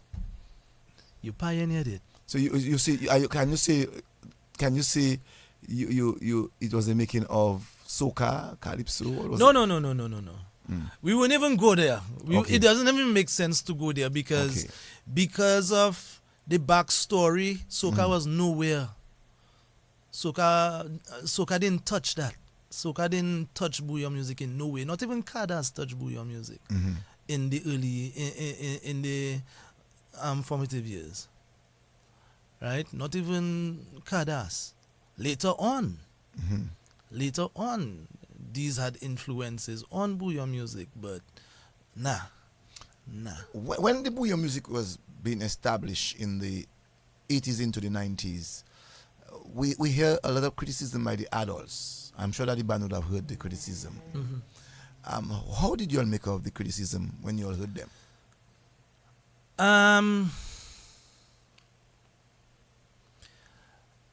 Me personally, it didn't really affect me that much. My parents didn't support the fact that I was doing music on a whole, but it wasn't necessarily because of the genre, But I can remember my mother telling me, "Boy, swinging stars used to bring down Sparrow to Dominica a lot." And one time they brought down Sparrow, and Sparrow was staying by my mother. And my mother couldn't understand how Sparrow was so loud and obnoxious. So the same thing that we went through with Bouyon, I think Soca and Sparrow went through that same thing. I believe that Kadas would have gone through that same thing also. But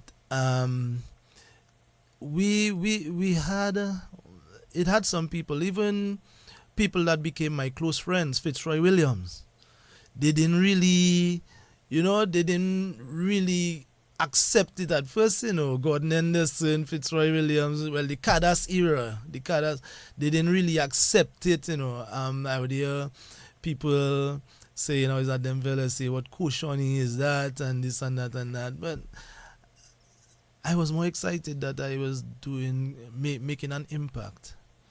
No. So I didn't have time to worry about this. Let me ask you a question. I remember, just before the thought goes, I remember one Sunday night I was playing a WCK many moons ago.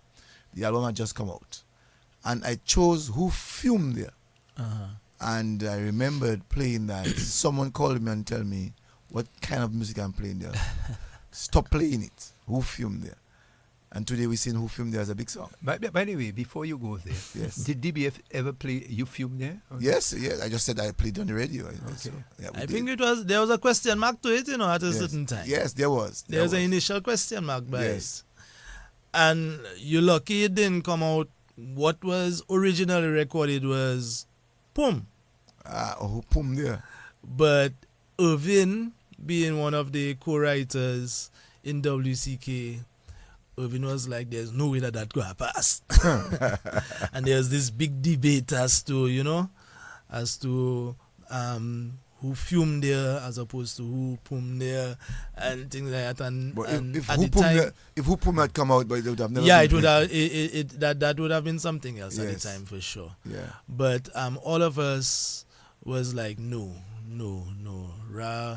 Ra didn't want to change it. Ra didn't want to change it at all. But it was one of the executive decisions that was made, that we do Who Fumed There. I remember that album coming out, man. That Sunday I played that, man. This lady called me and said, "What kind of music you on the radio? What kind of music on the radio?" I said, "It was a Dominican that's singing that. A band from Dominica. I don't care. I'll never forget that." So yes, the WCK get its fair share of criticism. Yes. Right. Okay. In terms of the album that you made, in terms of when you started to put licks on Serenade, how was people? Did it generate more? What I would say, stress between you and the Serenade, or your? Was the competition still high? The shift from WCK, the shift in popularity from WCK to Serenade in 1994 was almost instant, right? But when WCK came back in 1995 with Too Short to Flam, Serenade was still producing quality music. You know, so it wasn't, I wouldn't say we, how should I, steady wins the race. Yeah. So we eventually won the race, but Serenade was still there doing their thing, you know. But WCK, by that time we had a lot of marketing power behind us. We used to tour a lot. I can remember there was a year that we toured 52 weekends in a 50 weekends in a 52 week year. You understand? Wow. So every week you out. Yeah.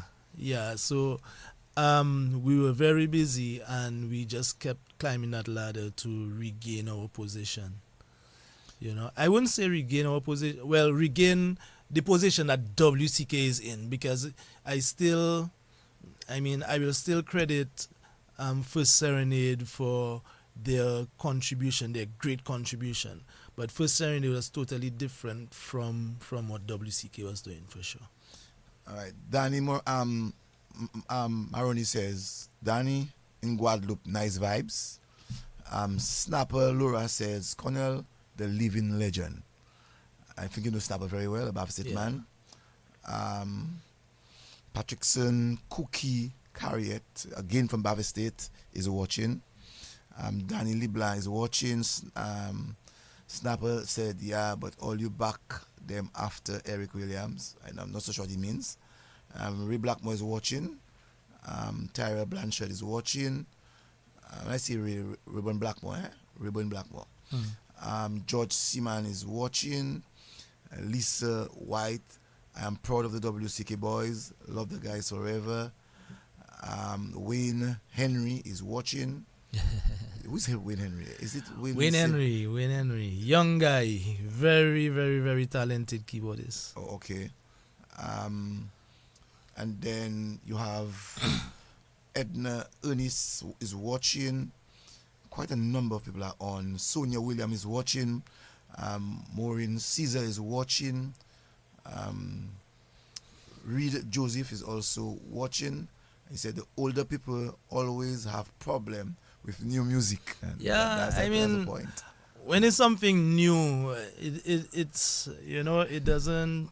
it's not always accepted, but you have to push it, and you have to prove your point. You have to give it to them, and eventually it will be accepted. No, Cornell. It's an open book that the WCK band members, to be more precise, Cornell Phillip and Ra Peters are not seen eye to eye. How factual is my statement? It's factual, but is not Cornell Phillip and Derek Ra Peters. It's the band. WCK. It's WCK. And Ra Peters. WCK. Or WCK to include Ra Peters. He was part of WCK. Yeah. It always, as I said earlier on, our short fuse as the most vocal in the band. I won't put water in my mouth to say whatever it is that I had to say to whoever it is that I had to say. Right? So, even this week, last week, somebody passed me straight, and I check in, but what I do? You understand? What I do. So, is there a lot of things that I'm being blamed for, and it wasn't me. I probably supported whatever it is that was happening, but it's not me that initiated it. But because I'm so vocal, it always coming down like it's me. What could cause WCK and Ra Peters apart? A lot of things in the back end. It had nothing to do with the music per se. It had nothing to do with the genre. It had a lot of things to do with the business aspect of it, the back end, behind. Let's put it that way. copyrights. Because when Not you talk about only business, copyright. when you talk about Copyright is business, a big part of it. Okay. Copyright is a big part of it. And to be honest, copyright shouldn't be an issue. Okay. But it is sad that copyright is an issue. So let me ask then, if that's the case, in terms of copyright, it's based on who has written the song, the band that has played the song. What is it? Cecil, we all know who wrote the songs. We all know who did what on the song. I can say Rapiters, but I might be wrong. Well, the band knows. You see, Band and knows, there's another thing. When it comes to these kind of things, public opinion, in my opinion, has no opinion. That don't have nothing to do with the public. But when the public get that kind of thing, is who say, he say, she say, that say. Yeah, I agree. Nobody, but the band belongs to the public, eh? At the end of the day, if the public does not support the band, there's no band. So the band wants to know, especially people wants to know, especially knowing where the band came from in terms of their support to the band. They would like to know what is the cause why the band is not what it's supposed to be. Yes and no. Yes and no. To me, there are certain things. I mean, okay, you work at DBS Radio. You think that because DBS Radio is the nation station. Oh, that is a perfect example. DBS Radio, the nation station. The whole of Dominica have to know happening at DBS Radio? No. Okay. Uh-huh. You understand? But there are specific things that the public should know. You know, there are specific things Right. that the public should know, that we have our disagreements, we have our problems, but that, I mean, we tend to go to the public to get support. And I think that is wrong. Let me ask you that question, and I'm very glad that you say that. Because in many organizations, what destroys the organization is people within the organization taking parallel lines. We see it happening all the time, and that weakens the organization. And I agree with you that there's certain aspects of the business that has to be kept within the band itself. Too often I find within the Dominican space, we like Beth, story, that does destroy the Beth does rule thing in Dominica. And I believe that we have to go beyond that. Yes. Like I see it happening You within see, political entities doing that too. Beth have a major role to play in the situation with WCK. Right, because people will... You see, when people have to go in the public forum to gain support, you see, and when it comes to certain things, like certain things that I know of and certain things that I have a strong conviction about, I'll keep myself quiet because it is what it is. I don't have nothing to prove to nobody. I like how Rayban Blackmore put it. The original WCK music remains unparalleled in every respect. Cornell and the likes of Rapiters are musical genius. I would agree. I agree. You know, so... I agree. Will you? But let me I ask mean, you- there are so many things that it have a lot of nitty-gritty things that I wouldn't say, but it's things that can fix up like that. Would you Easy, just fix up like that. No, I'm going to ask for me. You're reading my mind.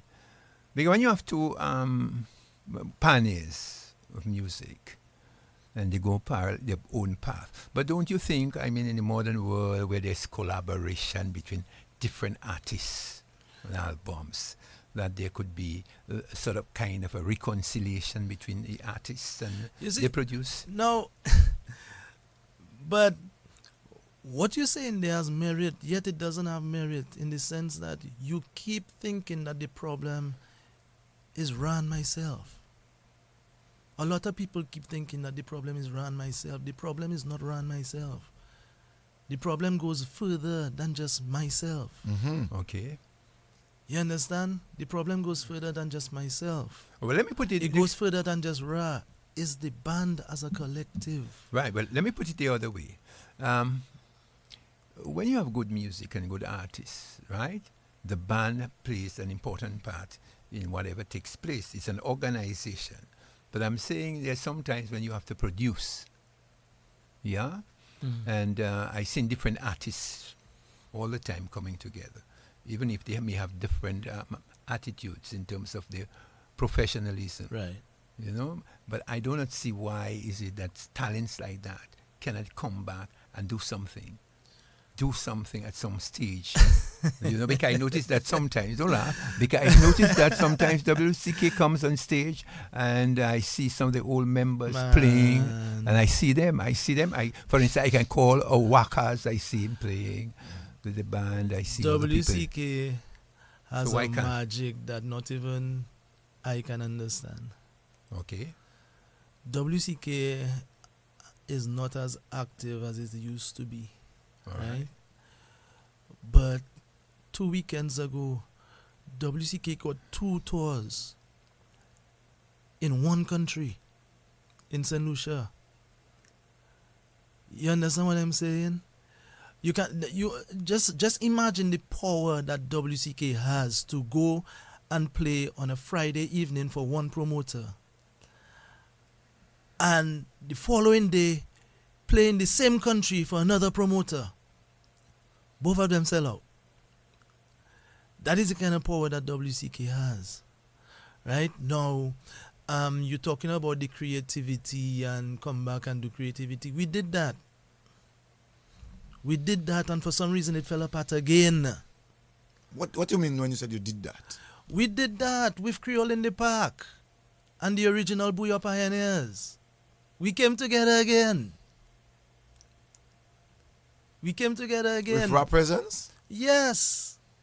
And we did it. We did 2 years. We did it for 2 years, and then it fell apart again. And it's due to mismanagement. You understand? It's due to mismanagement and of WCK? Of WCK, and simple things that could have been put in place. And everybody is saying is me that is the problem, because me that will put down my foot and say I am not doing this until this is done. But I am the bad one. So let me ask you, do you feel offended if Ra goes solo and plays music of WCK? Of course not. But he plays.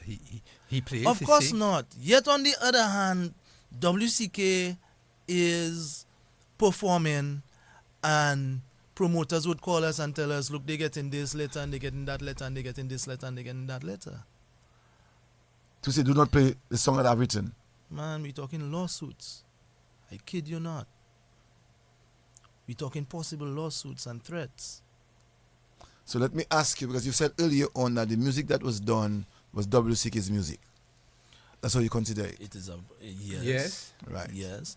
But we have a problem we have problems within the band that, in my opinion, can be easily addressed. And it takes one meeting to fix up these things. So why can't you all do it? I have no idea.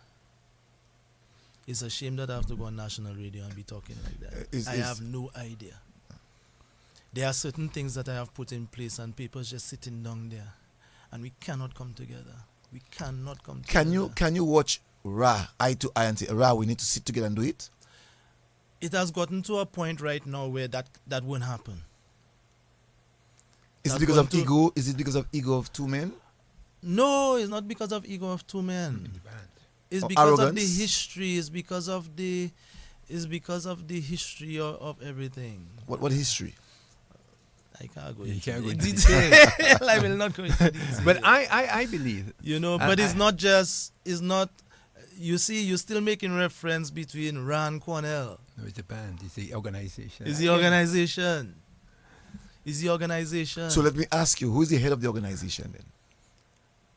Who is the head of the organization? The head of the organization of WCK right now is Keith and Irvin. Well, yeah.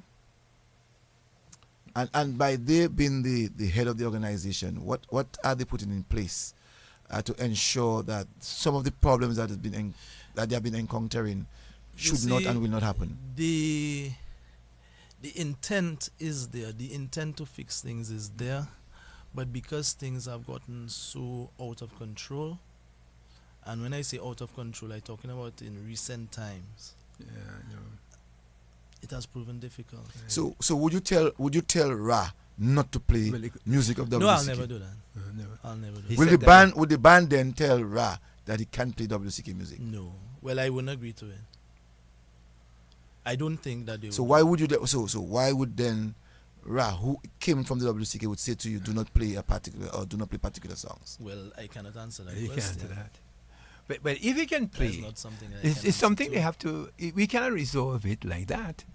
Cecil, we have to understand that there is conflict within the organization in terms of the genre of music and persons claiming the music for So themselves. who has the copyright to the music? So that is an Who has the issue. copyright to the music? But that's Copyright has nothing to do with the No, playing no, of the music. No, but who has the rights to the music then? The rights are the the individuals that work on the that work on the particular songs. So if a particular person work on one individual song, that person has all the right to the song. If one person Yes. work on a particular song, Yes. well, yes, He has the right to all of that song. yeah. What about the production of the song? Isn't there also rights to the song? No, that is a different thing. The recording is different from the recording. That is a recording. Mhm. A recording can be a tangible thing. Mm-hmm. The rights to the song is an intangible thing, Mm-hmm. right? So when you have writer, you have author, right? Mm-hmm. So that is copyright. When it comes to ownership of master tape, that is something different. WCK owns all its masters. All the recordings is owned by WCK Okay. because WCK is the person, they are the executive producer, so they own the recordings, right? Like, take for instance, I have part ownership of Balance Batty. I can go and record Balance Batty if I want. Nobody can tell me I cannot record Balance Batty, and I have recorded Balance Batty.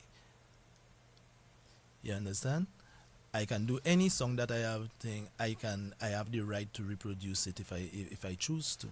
So, Cornell, in the music business now, in the music business now, there are different aspects, there are copyrights, there are different things that we know we're not aware of in the old days in terms of ownership of particular aspect of the music. Right. Are those things being discussed by legal people? Do we know? Does the public know? In terms of Like you just mentioned, the production. music business is a very intricate thing, Yeah.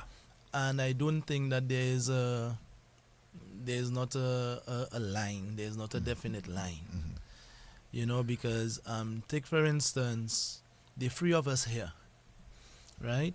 The three of us here, I'm in the studio, right?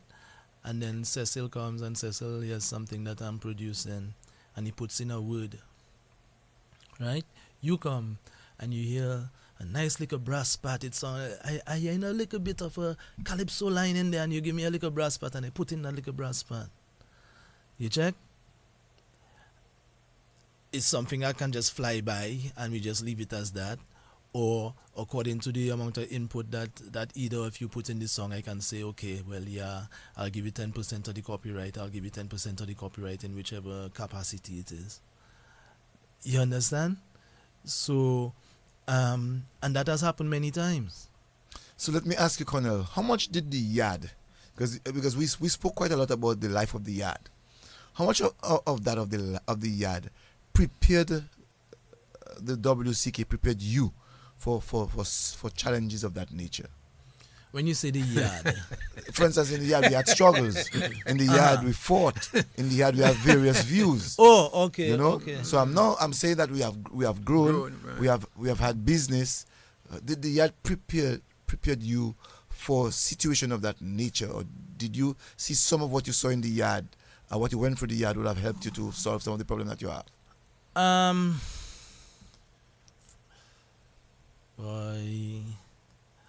Yes.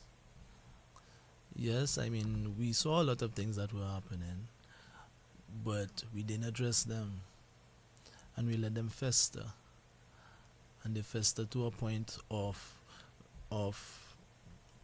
well, I shouldn't say no return, but it's extremely bad. The situation is the situation is bad.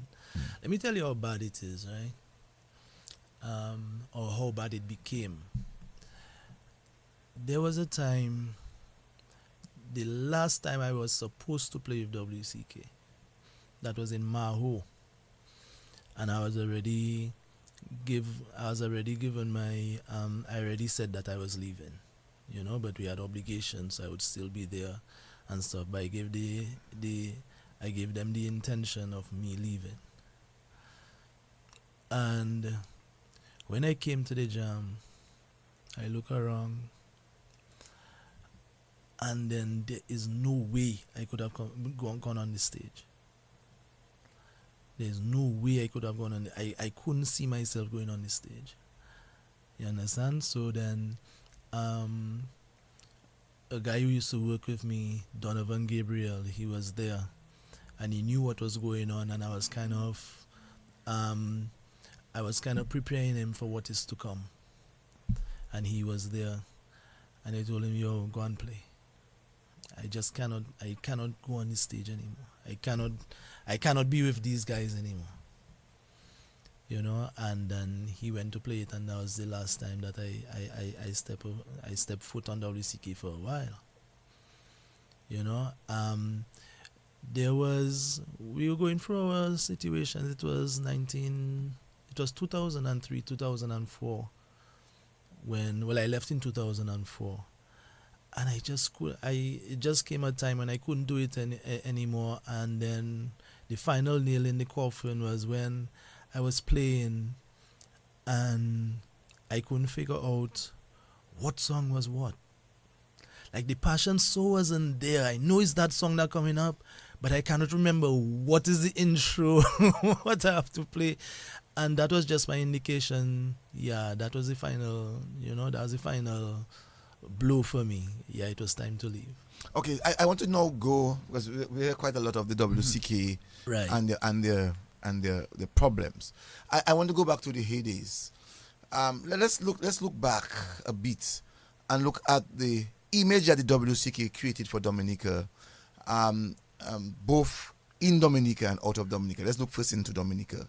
Carnival period, WCK, first Serenade, and this band from Antigua, Burning Flames, at the port. At the port, creating that big hoorah for people who are preparing for Carnival. Right. Give us those fond memories. Like how you gave us the fond memory of the year. Let me tell you, you see that port? People was waiting for that port. People would be waiting for that port jam for Sunday night. We would go to the port and it would be WCK, it would be Burning Flames, Serenade would be there. It was mainly, I think it was 3 of us. Sometimes it would be just WCK and Burning Flames. And people used to wait for that port jam. I don't know what they used to wait for because the acoustics in that place was terrible.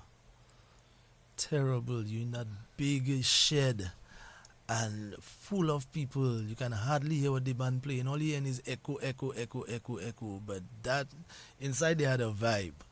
For right after that, WCK used to go on the road. Right? And we used to, the equipment wasn't as it is today. It wasn't as efficient as it is today.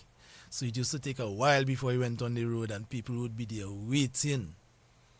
Thousands of people would be outside on the port waiting for WCK to come out, to go down to tongue. That that was something to experience. That was something to experience. I have a picture of that where we on the side of the Goodwill, the Pottersville Savannah, and it's like a long panoramic picture, and the amount of people, and we have crowds, Signal and Triple K, and them, they have their crowds, but let me tell you, for what it was and the kind of song system that we had at the time, which is nothing close to what it have today, and the kind of crowds that were there, come on, boy, let me tell you, that was something else. Let me ask you a question. I know you did trips overseas. You did trips overseas, right? Uh-huh. What's the biggest crowd you ever played to overseas? Where? You remember? I honestly can't remember now. England, Canada, United States? France, where?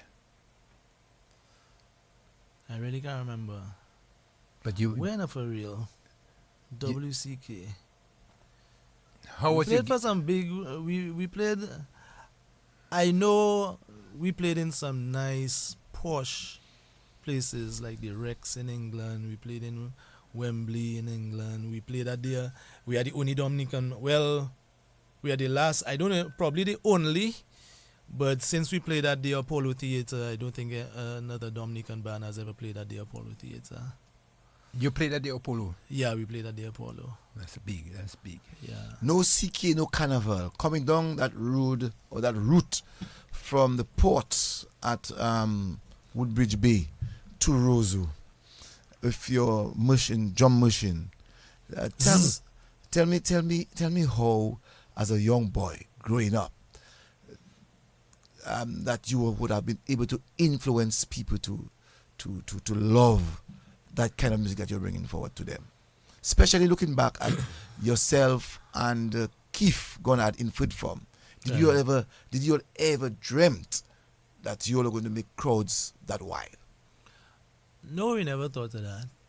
That wasn't on our mind. You'll never discuss that? No. That wasn't on our mind. We were playing music, we were enjoying what we were doing. You know, like even today I have that same mindset. It's not about I don't do it for the likes or for the glamour. I do it for the positive impact that I can make, the contribution that I can make, the positive contribution I can make on our culture. You know, and it's always been that for me. I was proud. My in that whole thing, my proudest moment is the fact that I could rejuvenate a culture, a dying culture. Because people wasn't into that jimping thing. People wasn't into that quadrille, that belly. The young people like myself at the time wasn't into that. I wasn't into that. You know? So what came into you then to take the jimping, the quadrille, the flirtation, all of them together? What made you, outside of your brother? Because I know you spoke highly of your brother who worked at cultural division. Right. But what made you figure out that let's try something different? As I said earlier, it wasn't a decision to try something different.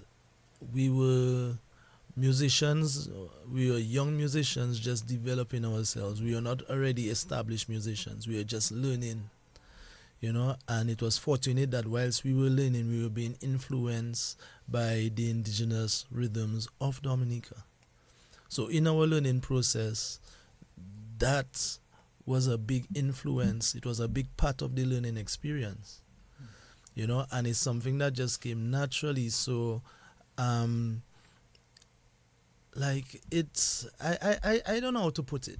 It's just something that happened naturally. It's like you go somewhere, you go to a foreign land, you go to the United States, and all of a sudden you just start yanking.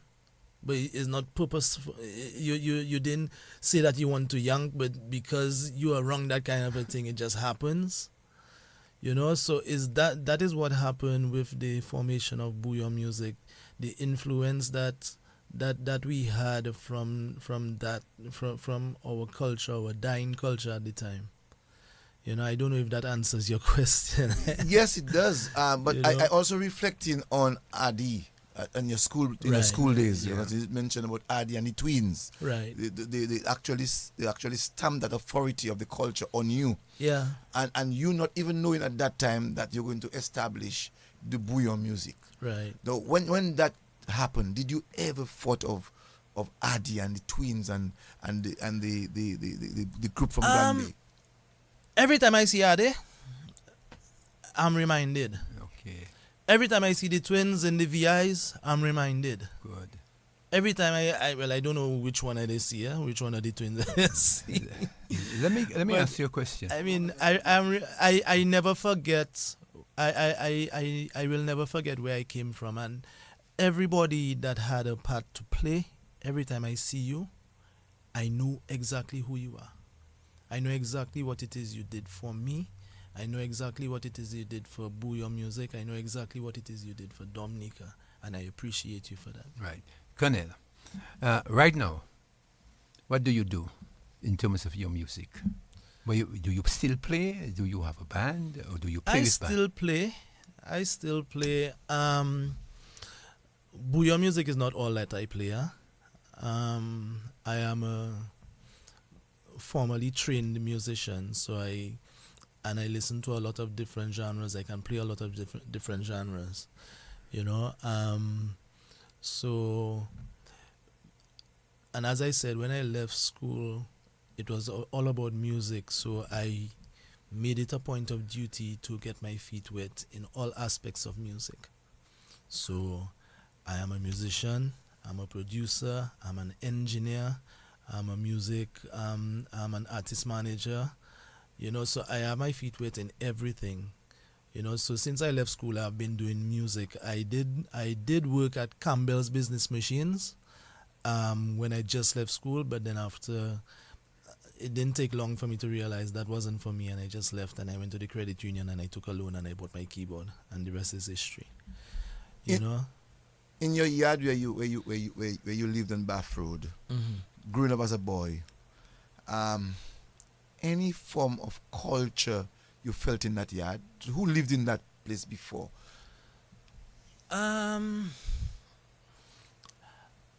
Yes, I felt the cultural vibes, but it wasn't because of who lived there before. It's because I found out who used to come there before. Because Fitzroy Williams used to come there before. You know, Gordon used to pass through there before. There was a green grotto at the time right next in the Simpana Garden I was talking about earlier, Grotto Brûlé. I saw that. I saw when Grotto burnt. You understand? I think I was in the best vantage point for that. You know, I could just look out of the window and you could see Grotto was burning. You know, so that part of Bath Road, that block, a lot of musicians pass through there. You, as much as you're saying that, your sister got married to Mr. Norman Lita. Norman Lita, yes. So you would have heard the stories, or the many stories of Grotto Brûlé. Well, as I said, I didn't hear the stories because I was too young. Okay. That wasn't my business. Okay. You understand? But I saw it. And it was said in Creole. Yeah. You know, I don't know the story behind it, but I saw it. Okay. And it's amazing that you said in that same yard that people like Fitzroy Williams and Fred Nicholas, so many people pass through there, and not only because of the mango. Because music. And not only because of the pond in the yard. Not only because of the pond. Because they all had one common music. Yeah. That sometimes I tell myself that thing have a music. It had a musical magnet. You know, a lot of people pass through there. And even today, it is still very much populated by the greats in the music industry of today. No, let me ask you, Cornell. All of us must die. Right. That's one thing that we can take for comfort. Mm-hmm. When you pass, would you want to be buried in your mother's yard? I never thought of it. No? I never thought of it. Knowing the fact that you now call it the Bouillon house. The house of Bouillon. And now you're saying to me that all of these greats pass through. You're a legend yourself. And someday somebody might say that's where the legend has been buried. You ever thought of... No, I never thought of it. When it comes to death, my only thought is that I just want to know that I left a positive legacy behind. You know, and I'm very proud of that fact that I think I have done that. You know, at the end of the day, my focus, to a certain extent, is about the copyright, is about having money to a certain extent, but that is not the priority for me. People ask me if I'm rich. I tell them, yes, I'm rich. I'm very rich because I'm content. You understand? I'm content with what I have. I'm happy with what I have. Right. What I'm would happy with what I what have. would you like to name after you? Nothing have to be named after me. Mhm. Nothing have to be named after me. I just want to know that my legacy will live on through the culture of Dominica. I just want to know that my name, I want to know that my name, not that my name is called, but my name is called in a positive light. Let me ask you You a question. understand? Let me ask you. I want to, yeah, in the yard, but I want to ask you in terms of the evolution. We had to move forward, right? We're going forward. Right. Have you, do you produce music for artists? I hear you I say. produce music for artists. Who are some of your artists that Well, you my produce? wife is Carlton XP, that I do a lot of work with. I work with, well, the names I'm going to call is not all of them I produce for, but I work with them. I work with Signal Band. I tour with Signal Band. I'm their full-time engineer. Sometimes I tour with what's the name, Triple K. I have a very good relationship, I think, with most musicians in Dominica. Sometimes they call on me for stuff. Sometimes I might not be able to pull through, but it's not because I don't want to. It's because I cannot find the time, or I really cannot do it at the time that they want me to do it. But I work with more musicians than I don't work with. And I'm in a position where I have earned a certain level of respect, where people trust what I tell them. And I want it to remain as that. I don't like to deceive people. I have been on both sides of the table as an employer and as an employee, and I know what it is. I try my best to be fair with anybody that I work with. If I have a problem with somebody, I wouldn't go and backtalk them and try my best to take money out of their mouths, even if it is being done to me as we speak. You understand? But at the end of the day, it's about me and my being and what I feel inside here. So I continue to try to have the most positive impact that I can on the music industry in Dominica. Cornell, you have created in the Calypso, Bouillon Calypso, where anyone who hears of our Calypso rhythm, they are forced to dance. The first person that you did it with was with Hunter. And I can hear the in 1998, I think thereabout. I could have heard the announcers, broadcasters criticizing the whole fusion that was created. How do you feel about today that Bouillon is within the Calypso? Well, first of all, before we continue on that particular topic, we must make mention of Eddie Angol. Yes. Okay, so Eddie Angol is just as responsible as I am responsible for the fusion of Bouillon in Calypso. Alright, so now that we have gotten that out of the door, I will be very bold to say Bouillon music saved Calypso. Alright, because look at what Calypso is in every other island in the Caribbean. Right? It's going down. So even in Trinidad, I think it's coming back up now, but in Trinidad it was a very, very, very, very low. Finals was being held in a place in a seated auditorium that was seating 1,500 people. Some years ago I went to Trinidad, and when I went into the place, Kurt Arlen was telling me that is where the finals are tonight, and I was like, that's where the finals are? And it's a small place. And I believe if it wasn't for the fusion of the Caribacanal vibe, the Caribacanal groove that we put in that song of Hunter, I don't think Calypso would be what it is today in Dominica. Calypso has gotten to a point in Dominica where it has, I mean, the two songs. Yeah, it's Calypso, but is it? From the Calypso, the vintage Calypso that we know of how many decades ago, is it really Dominica's Calypso is unique, is very, very, very, very, very unique. It have its own place when it comes to Calypso in the Caribbean. You know, when you have Dice and people looking forward to Dice, not only because of the lyrical content, but because of the groove that's going to come with it. You know, and I mean, Calypso, Bouillon, the influence that Bouillon has on Calypso right now, or the influence that it had initially on Calypso, it caused Calypso to be one of the main competitions continue to be one of the main competitions for our carnival season. I can see, Cornell, that the yard really prepared you from a very early age in terms of who you are today, because looking at you now and how humble you are in presenting the work that you have done, you speak of it so kindly.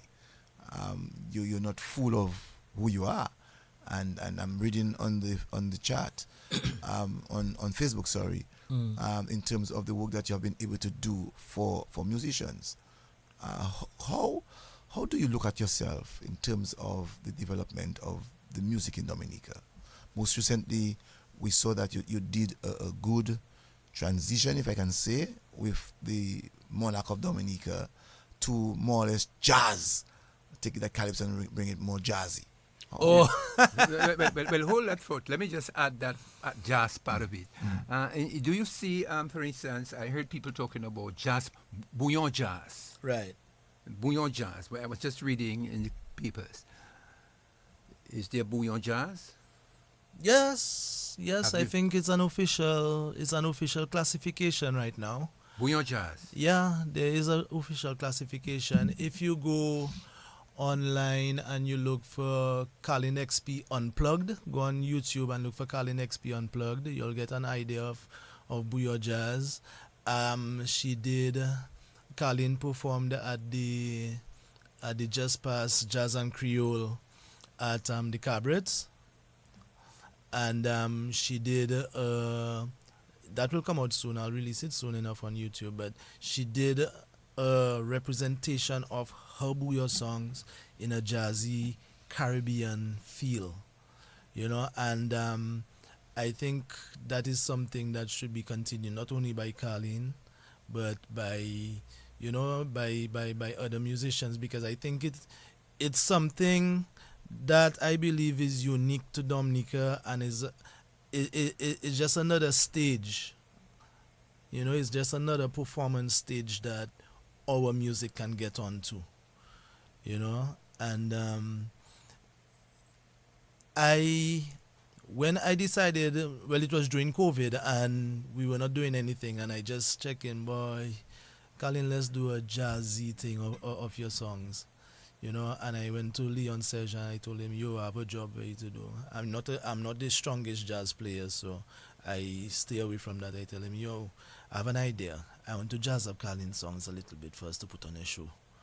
You know, and even going into it, he was a little reluctant. He didn't know how to think out of the box, or he was afraid to think out of the box. I told him, boss, just think of anything and just play it and we'll develop it.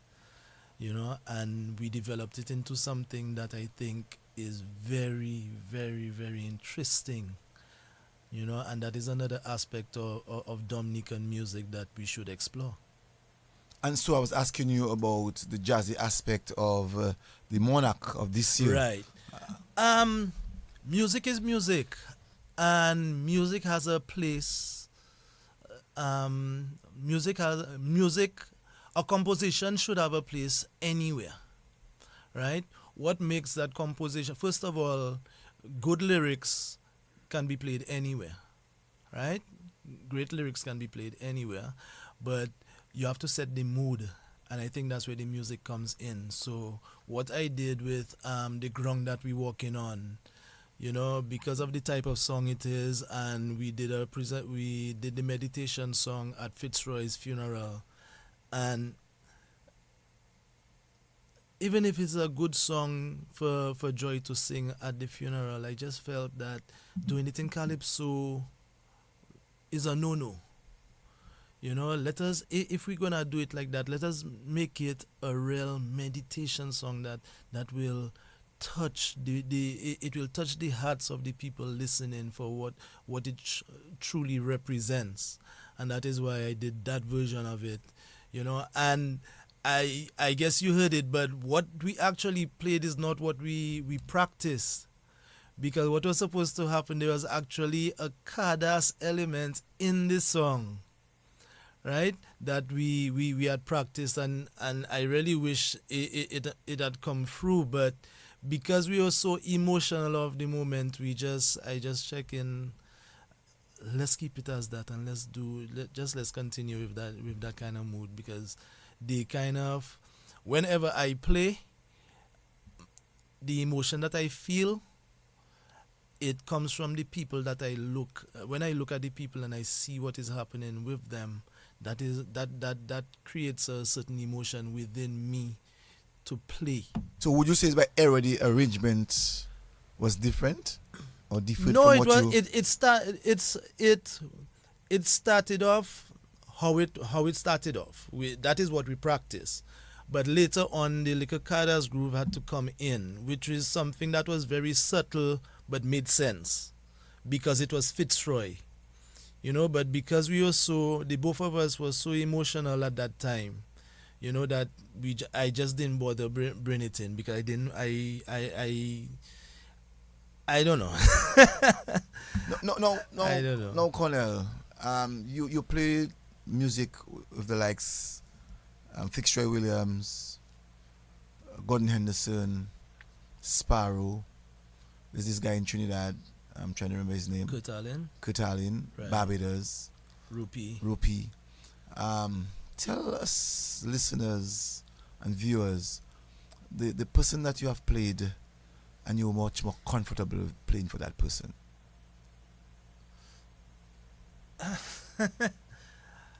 I don't know. I make myself comfortable though.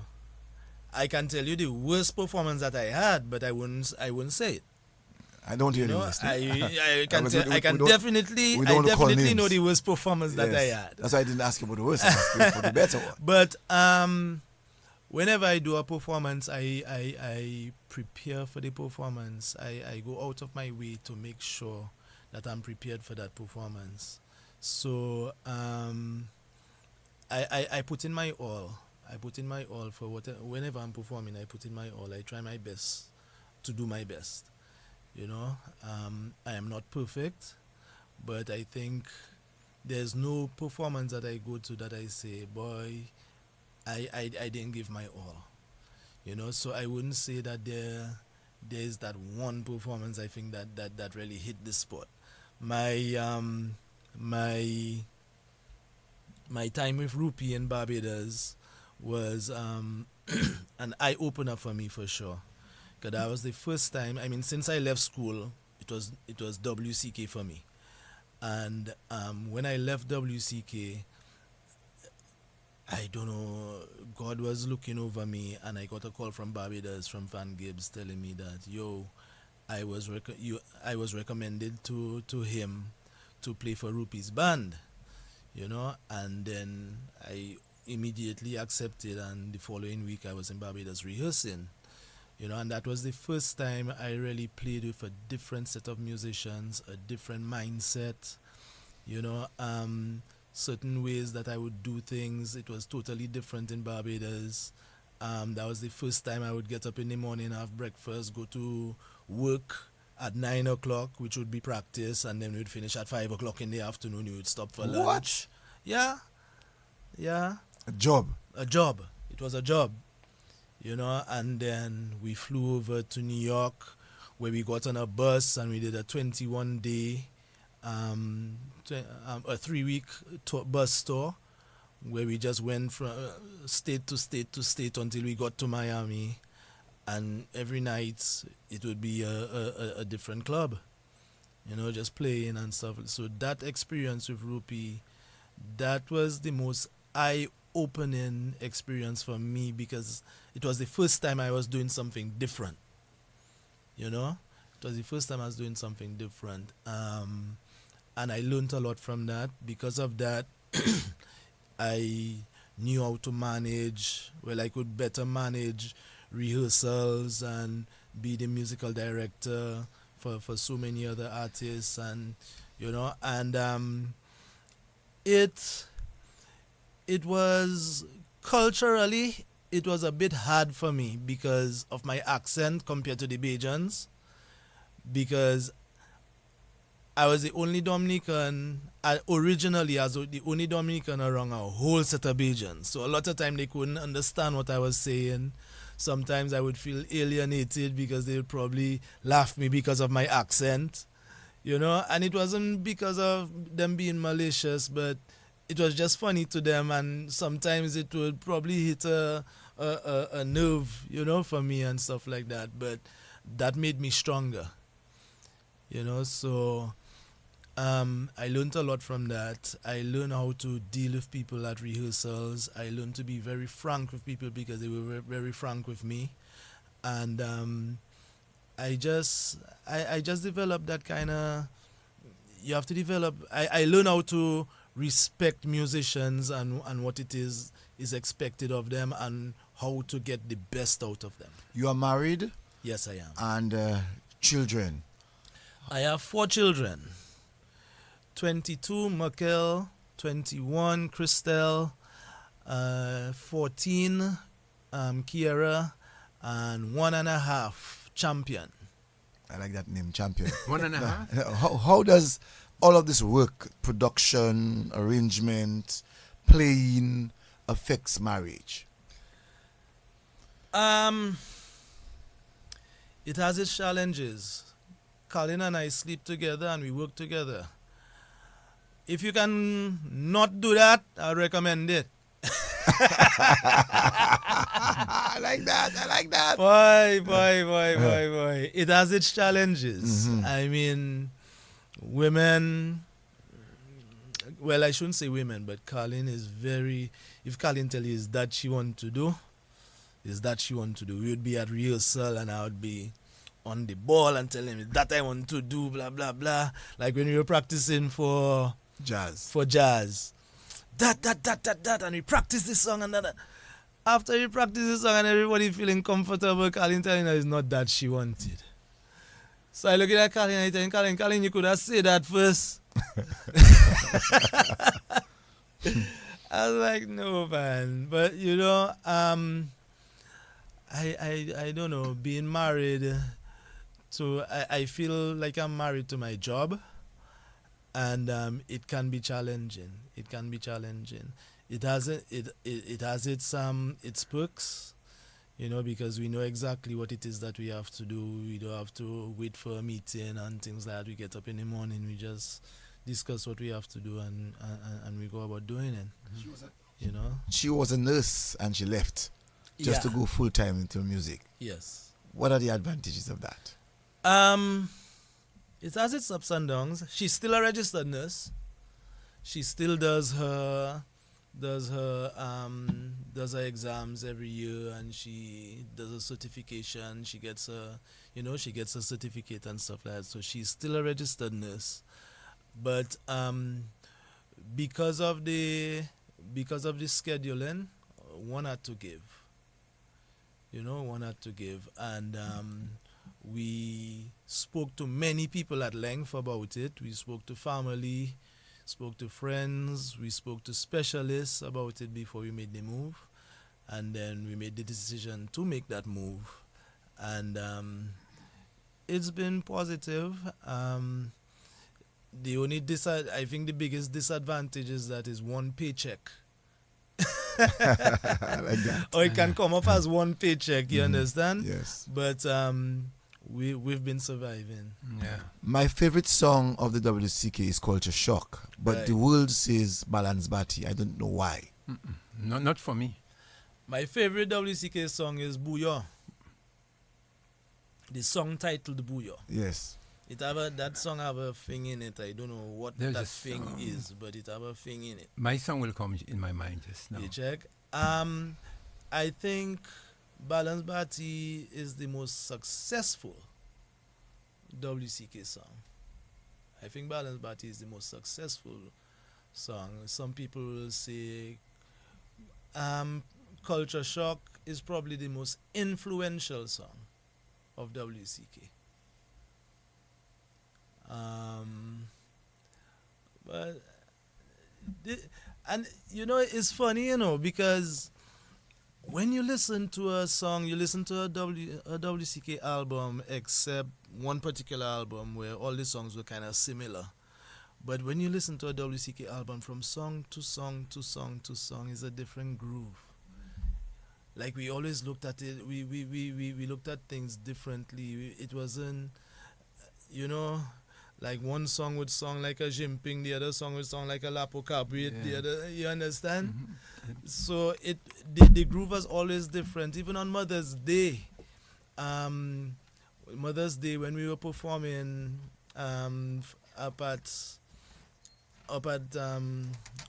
Girardel for the Mother's Day, for the Carlton XP Mother's Day Family Fun Day.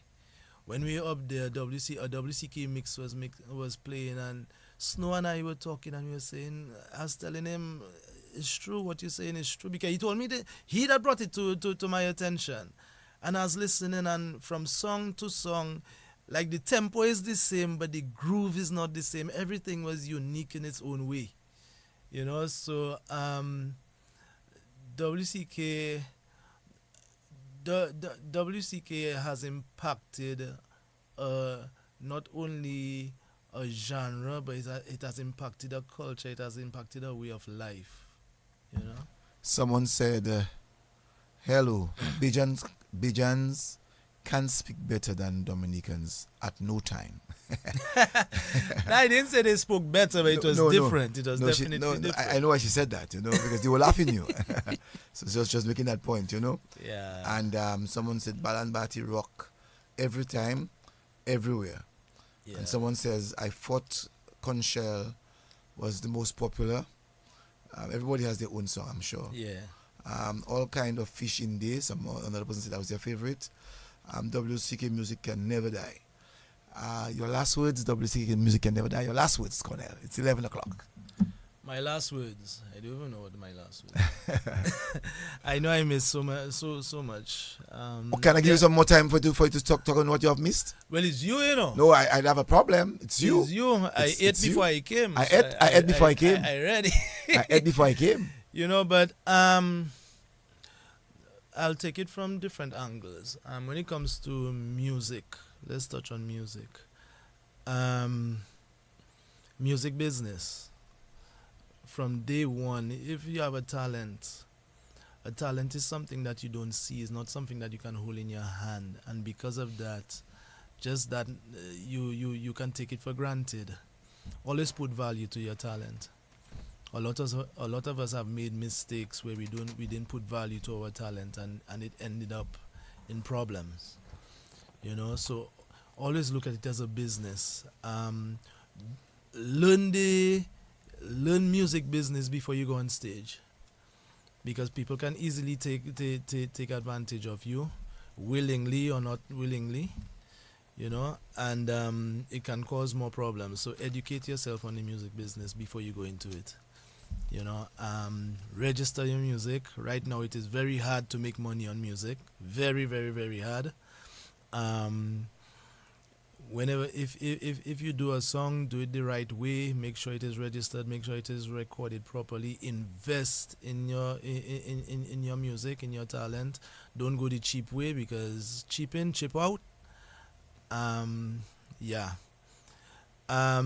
When it comes to the lyrical content of music on a whole, as a musician, as an artist, I think it is every musician's responsibility to spread positivity throughout the world. That is, I think that is our sole goal as musicians, as entertainers, is to spread positivity. I saw with Kala's music, different type of Kalas with Exile One, a different type of Kadas with Black Affairs, a different kind of Kadas with Gramax, and we can look at all of the various groups. The Kadas music had a different rhythm. Right. So we are seeing now with Bouillon. What do you have to make of Bouillon music in terms of Nasty Business and even Love Bouillon? Well, I mean, it is no secret that I'm not a strong supporter of the Nasty Business. You know, I think I'll just leave it as that. I'm not a strong supporter of the Nasty Business. I don't think that when you write a song, you want to know that you're writing a song that can stand the test of time. You know, Balance Batty is there still today. Kong Shell is still there today because of the broader spectrum. Balance Batty, it's like it didn't cross that threshold, but it was enough to turn heads, to create interest, but it didn't cross that threshold that would make it not stand the test of time, I should say. You know, so and even when you look at it today, what is the Bouillon songs that making it big today is Love Bouillon. So that should tell you something. You know, and even artists have told me, and they have accepted the fact that what we did, yes, they understand what I'm saying, but the shock factor got them to where they are today. Okay? Now, that shock factor got you to where you are today, yes, but at what cost to society? You know, and people still pushing the envelope today. Well, I think Nasty Business was worse before than it is now. Right? But certain things that I see, I am a little concerned that just now, when it comes to the dance floor, people will be bold-faced and just be doing, you know, things on the dance floor right in the middle of everybody, and it will be a big laugh. You know, and in this world of today, we is like disrespecting a woman, even killing somebody. Killing somebody is equivalent to killing an ant right now to a lot of people. You know, I saw on social media where a guy shot somebody and he go live, and it's like the man beef him up his chest that he killed somebody, and I check in. That is the world that we live in today. You know, and musicians, we have the power to change that, right? But we don't want to change it because we like the likes and we like the glamour and we like people to talk about us. You understand? And close friends of mine will tell me, so it's set already, so it is. And it's not so it is. We put it like that. You understand? We put it like that. I have a prince of Kadas. Sorry, a prince of Bouillon. Right. A prince of Bouillon is Shelley. That's how I call him. Prince of Bouillon, Shelley. What do you make of Shelley changing the landscape of the music now? Shelley doing his thing. And he's impacting positively on music. You know, and as I said earlier, slowly wins the race. You know, and Shelley's doing his thing. He just pushed the envelope. You know, but he haven't go overboard, and you can see he's making headway. He's moving forward. You know, and I'm proud of him of that. You know, sometimes you would talk and he'd tell me, boy, you old school boy, you this and that. I'd talk to Trilogy, and them fellas would be laughing me. Boy, me say something else. Me say, oh, let's go singing Kumbaya and this and that and that. But yeah, we have to sing Kumbaya because in the world that we live in today, we need to sing Kumbaya. Yeah, but you see, the thing about it, and I agree with you, is that music, you have what is known as the vintage music. Because if you listen to a lot of Sparrow music, it still makes a lot of sense. If you listen to, right. For instance, you have both of them. Some of those songs are still classic. And even Sparrow use a lot of masking. Yeah.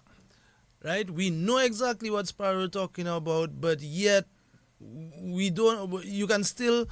I mean, is our mind, you know, is mind. our cluttered mind that have us thinking, Yeah, because that have us saying is that sparrow mean, you know? Yeah, because we have a big song which everybody like in different formats. Soulfish. Right.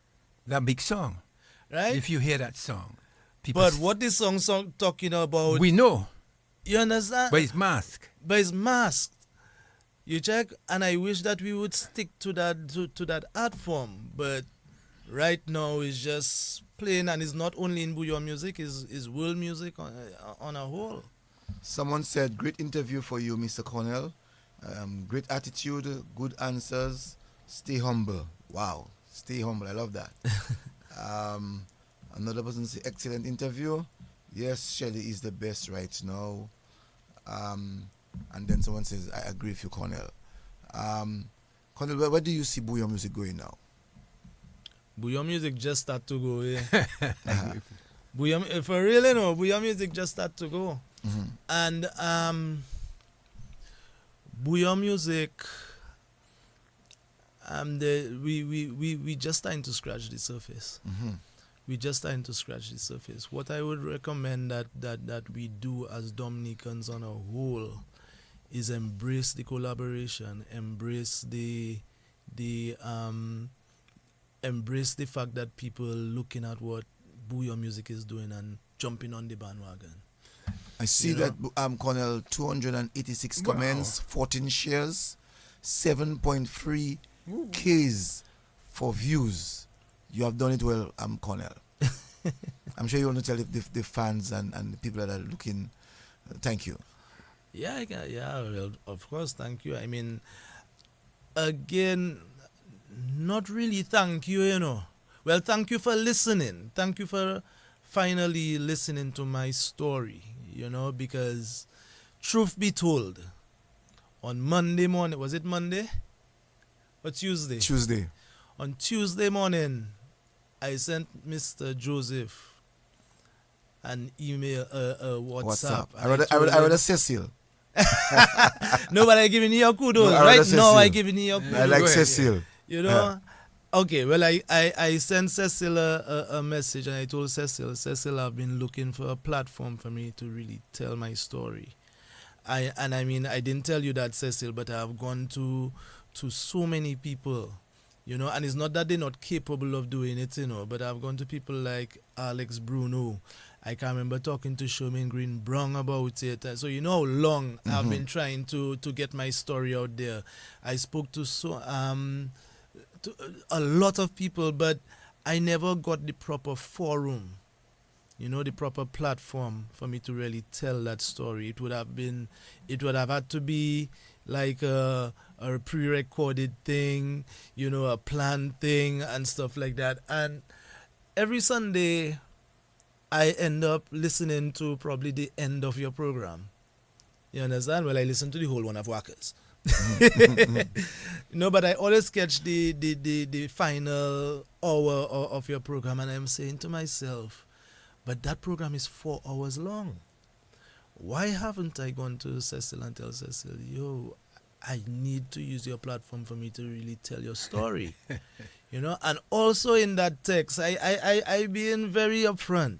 Also in that text, I told Cecil that I know we have not seen eye to eye on so many things. And that is why I think that you are the best person to do it. And I honestly don't think you came hard enough. I honestly don't think you came hard enough. I wanted to go harder. I'll tell you what happened. Sometimes you take the cue from people. And when I was about coming to the hard questions, a few persons on social media, you'll see it yourself later, says, we are moving away from the actual topic, and I wanted to go deeper. So I had to now bring it back. Right. You know, so sometimes you see you're right. I wanted to get through the hard questions because there are many hard questions I wanted to ask.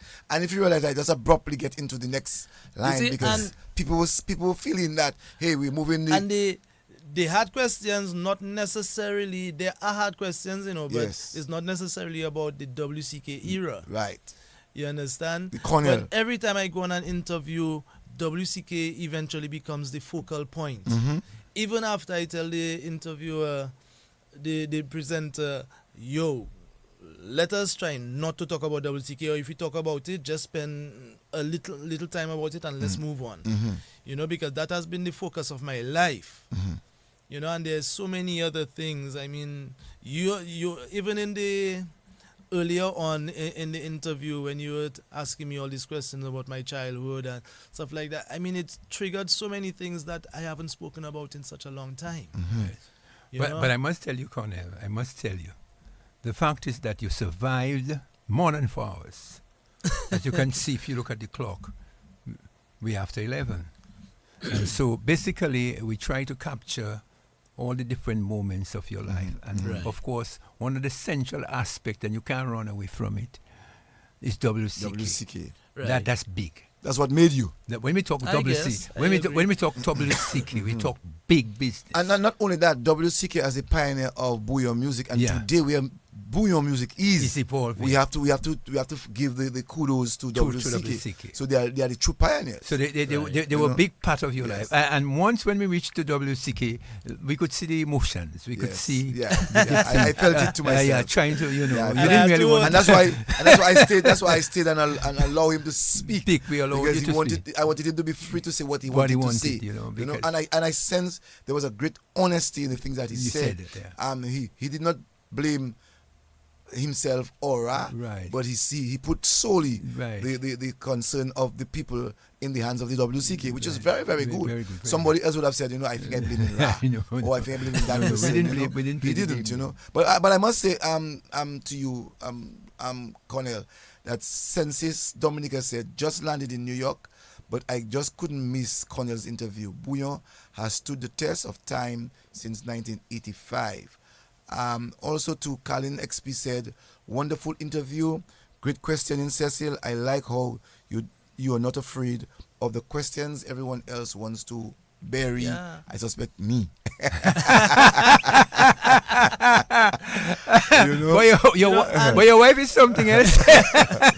And like when you're going into certain interviews, like you prep yourself. Yes. I didn't do no prep. I didn't want to think about anything. I could have told you, okay, let's not do this or let's do it. I want to, I just left it open because I know my convictions are very, very, very strong. And I know what I'm saying is very truthful and from the heart. So I didn't think that I had to prepare for anything. I don't think that we needed to prepare for anything going into that. And I want to agree with you, Cornell, because I too, whenever I do this kind of interview, for me it's a conversation. Right. When you go into interview mood, you tend to maybe lose something along the way. Exactly. You listen to the person and based on what the person says, you then follow up. Especially if you know the person well. So I know Cornell from a very long time, so I could be able to speak on, as Cornell rightly said, there are sometimes we don't agree on certain things, but we respect each other. Well, let me tell you, the fact about it, when you're having a conversation, you don't always have to agree. The beauty of conversation is to have certain elements of disagreement. Yeah. And then that's what probes the audience to listen and probe more into. That got us to more than 4 hours. So you're flying for more than so many hours and you didn't realize that you had made it beyond 4 hours. Cecil, your final words? I think I'll give Cornell the opportunity to give his final words. Cornell? Again, thank you for the opportunity for sharing my story. There is so much more that we could say, but I think that is the most complete interview that I've ever had in my life. And I thank you very, very much for allowing me to express myself. Some people may disagree with certain things that I said, and I respect your opinion. But that is just my story, and I ask that it be respected for what I say. Anybody can have their views. Everybody can go and rebut, what I say, refute what I say and stuff like that. I don't have a problem with that. If you see me on the road, don't be vexed with me, but just approach me and let's have a conversation. Because I know what I whatever I say is from the heart, and I just ask that it be respected. But thank you. Yes. The final. There's a good song Don't vex with me, don't vex with me. You know, and that's a good song. Maybe I speak my mind, so not everybody will agree with you. Some people always disagree. And I want to say thank you, Cornell, for such a great interview tonight. As Lisa said, WCK to the world. Cornell Phillip, you rock the world, which is a fact. I'm so proud of you, Cornell. You did it. You are my champion. That's what Lisa is saying. And so, Cornell, I really want to say thank you for a wonderful interview. I think the opportunity given was one long awaiting. I'm happy that the rest of the world could have heard your interview. I know one Trinidadian guy who is listening and who I know tomorrow morning is going to call me and give me my views of the interview. He's a person who loves Cornell Phillip and loves the WCK. And so I really want to say, Cornell, that you have really helped Dominica to be on the map. Some persons may not be able to say that to you, but I can tell you that because by virtue of the fact that you're able to establish bouillon music in such a way to take the various cultural, traditional music and put them as one and to call it bouillon is an example of a good genius musician. And you have really helped Dominica. You have built Dominica. And even when you hear people speak of music in Dominica, the name of Cornell Phillip, like that of like that of Gordon Henderson in Guadeloupe, and like that of Jeff Joseph, you have stand the test, and you are among the 5 best in Dominica. I'll repeat myself. Right up there. You're among the 5 best. But just say he's a legend. He's a legend. So, and that's what I was going to conclude by saying. He's a legend. That you are a legend. You're a legend. Whether you want to take it in a humble way, sometimes we never see it until we never see it. Right. Sometimes our family will hear about it and see it. That's when we are dead. And I'm saying to you, I want to give you your kudos while you're alive because you have made Dominican music. You have helped in making Dominican music or shape Dominican music, and take it or leave it. No matter how difficult some person might think you are doing it for a reason. I am difficult myself. I'm difficult myself. But as you said, we are difficult because of what we believed in. Yes. We must all have a belief. Yes. If we don't have a belief, then people are going to take advantage of us. Right. So, Cornell, thank you so very much. I consider myself fortunate to have that interview with you. Same. Thank you. Definitely the same. Thanks All for right, having thank me. you. All right. So Good night. So we were just speaking with Cornell Phillip here, and he has given us his heart. He has given us his soul. He has helped in the development of Dominican's music, and so I want to say to Cornell, thank you so very much for really helping us to build and to develop. And as we continue, I'm sure that next week again we'll be having another beautiful interview. So you better just stay tuned as we again bring you another masterpiece interview. And I'm sure by giving you that opportunity to hear the stories of people, I'm sure that many of us would be able to come to understand the true person that sometimes we see. Many times we see people on the roadside and we evaluate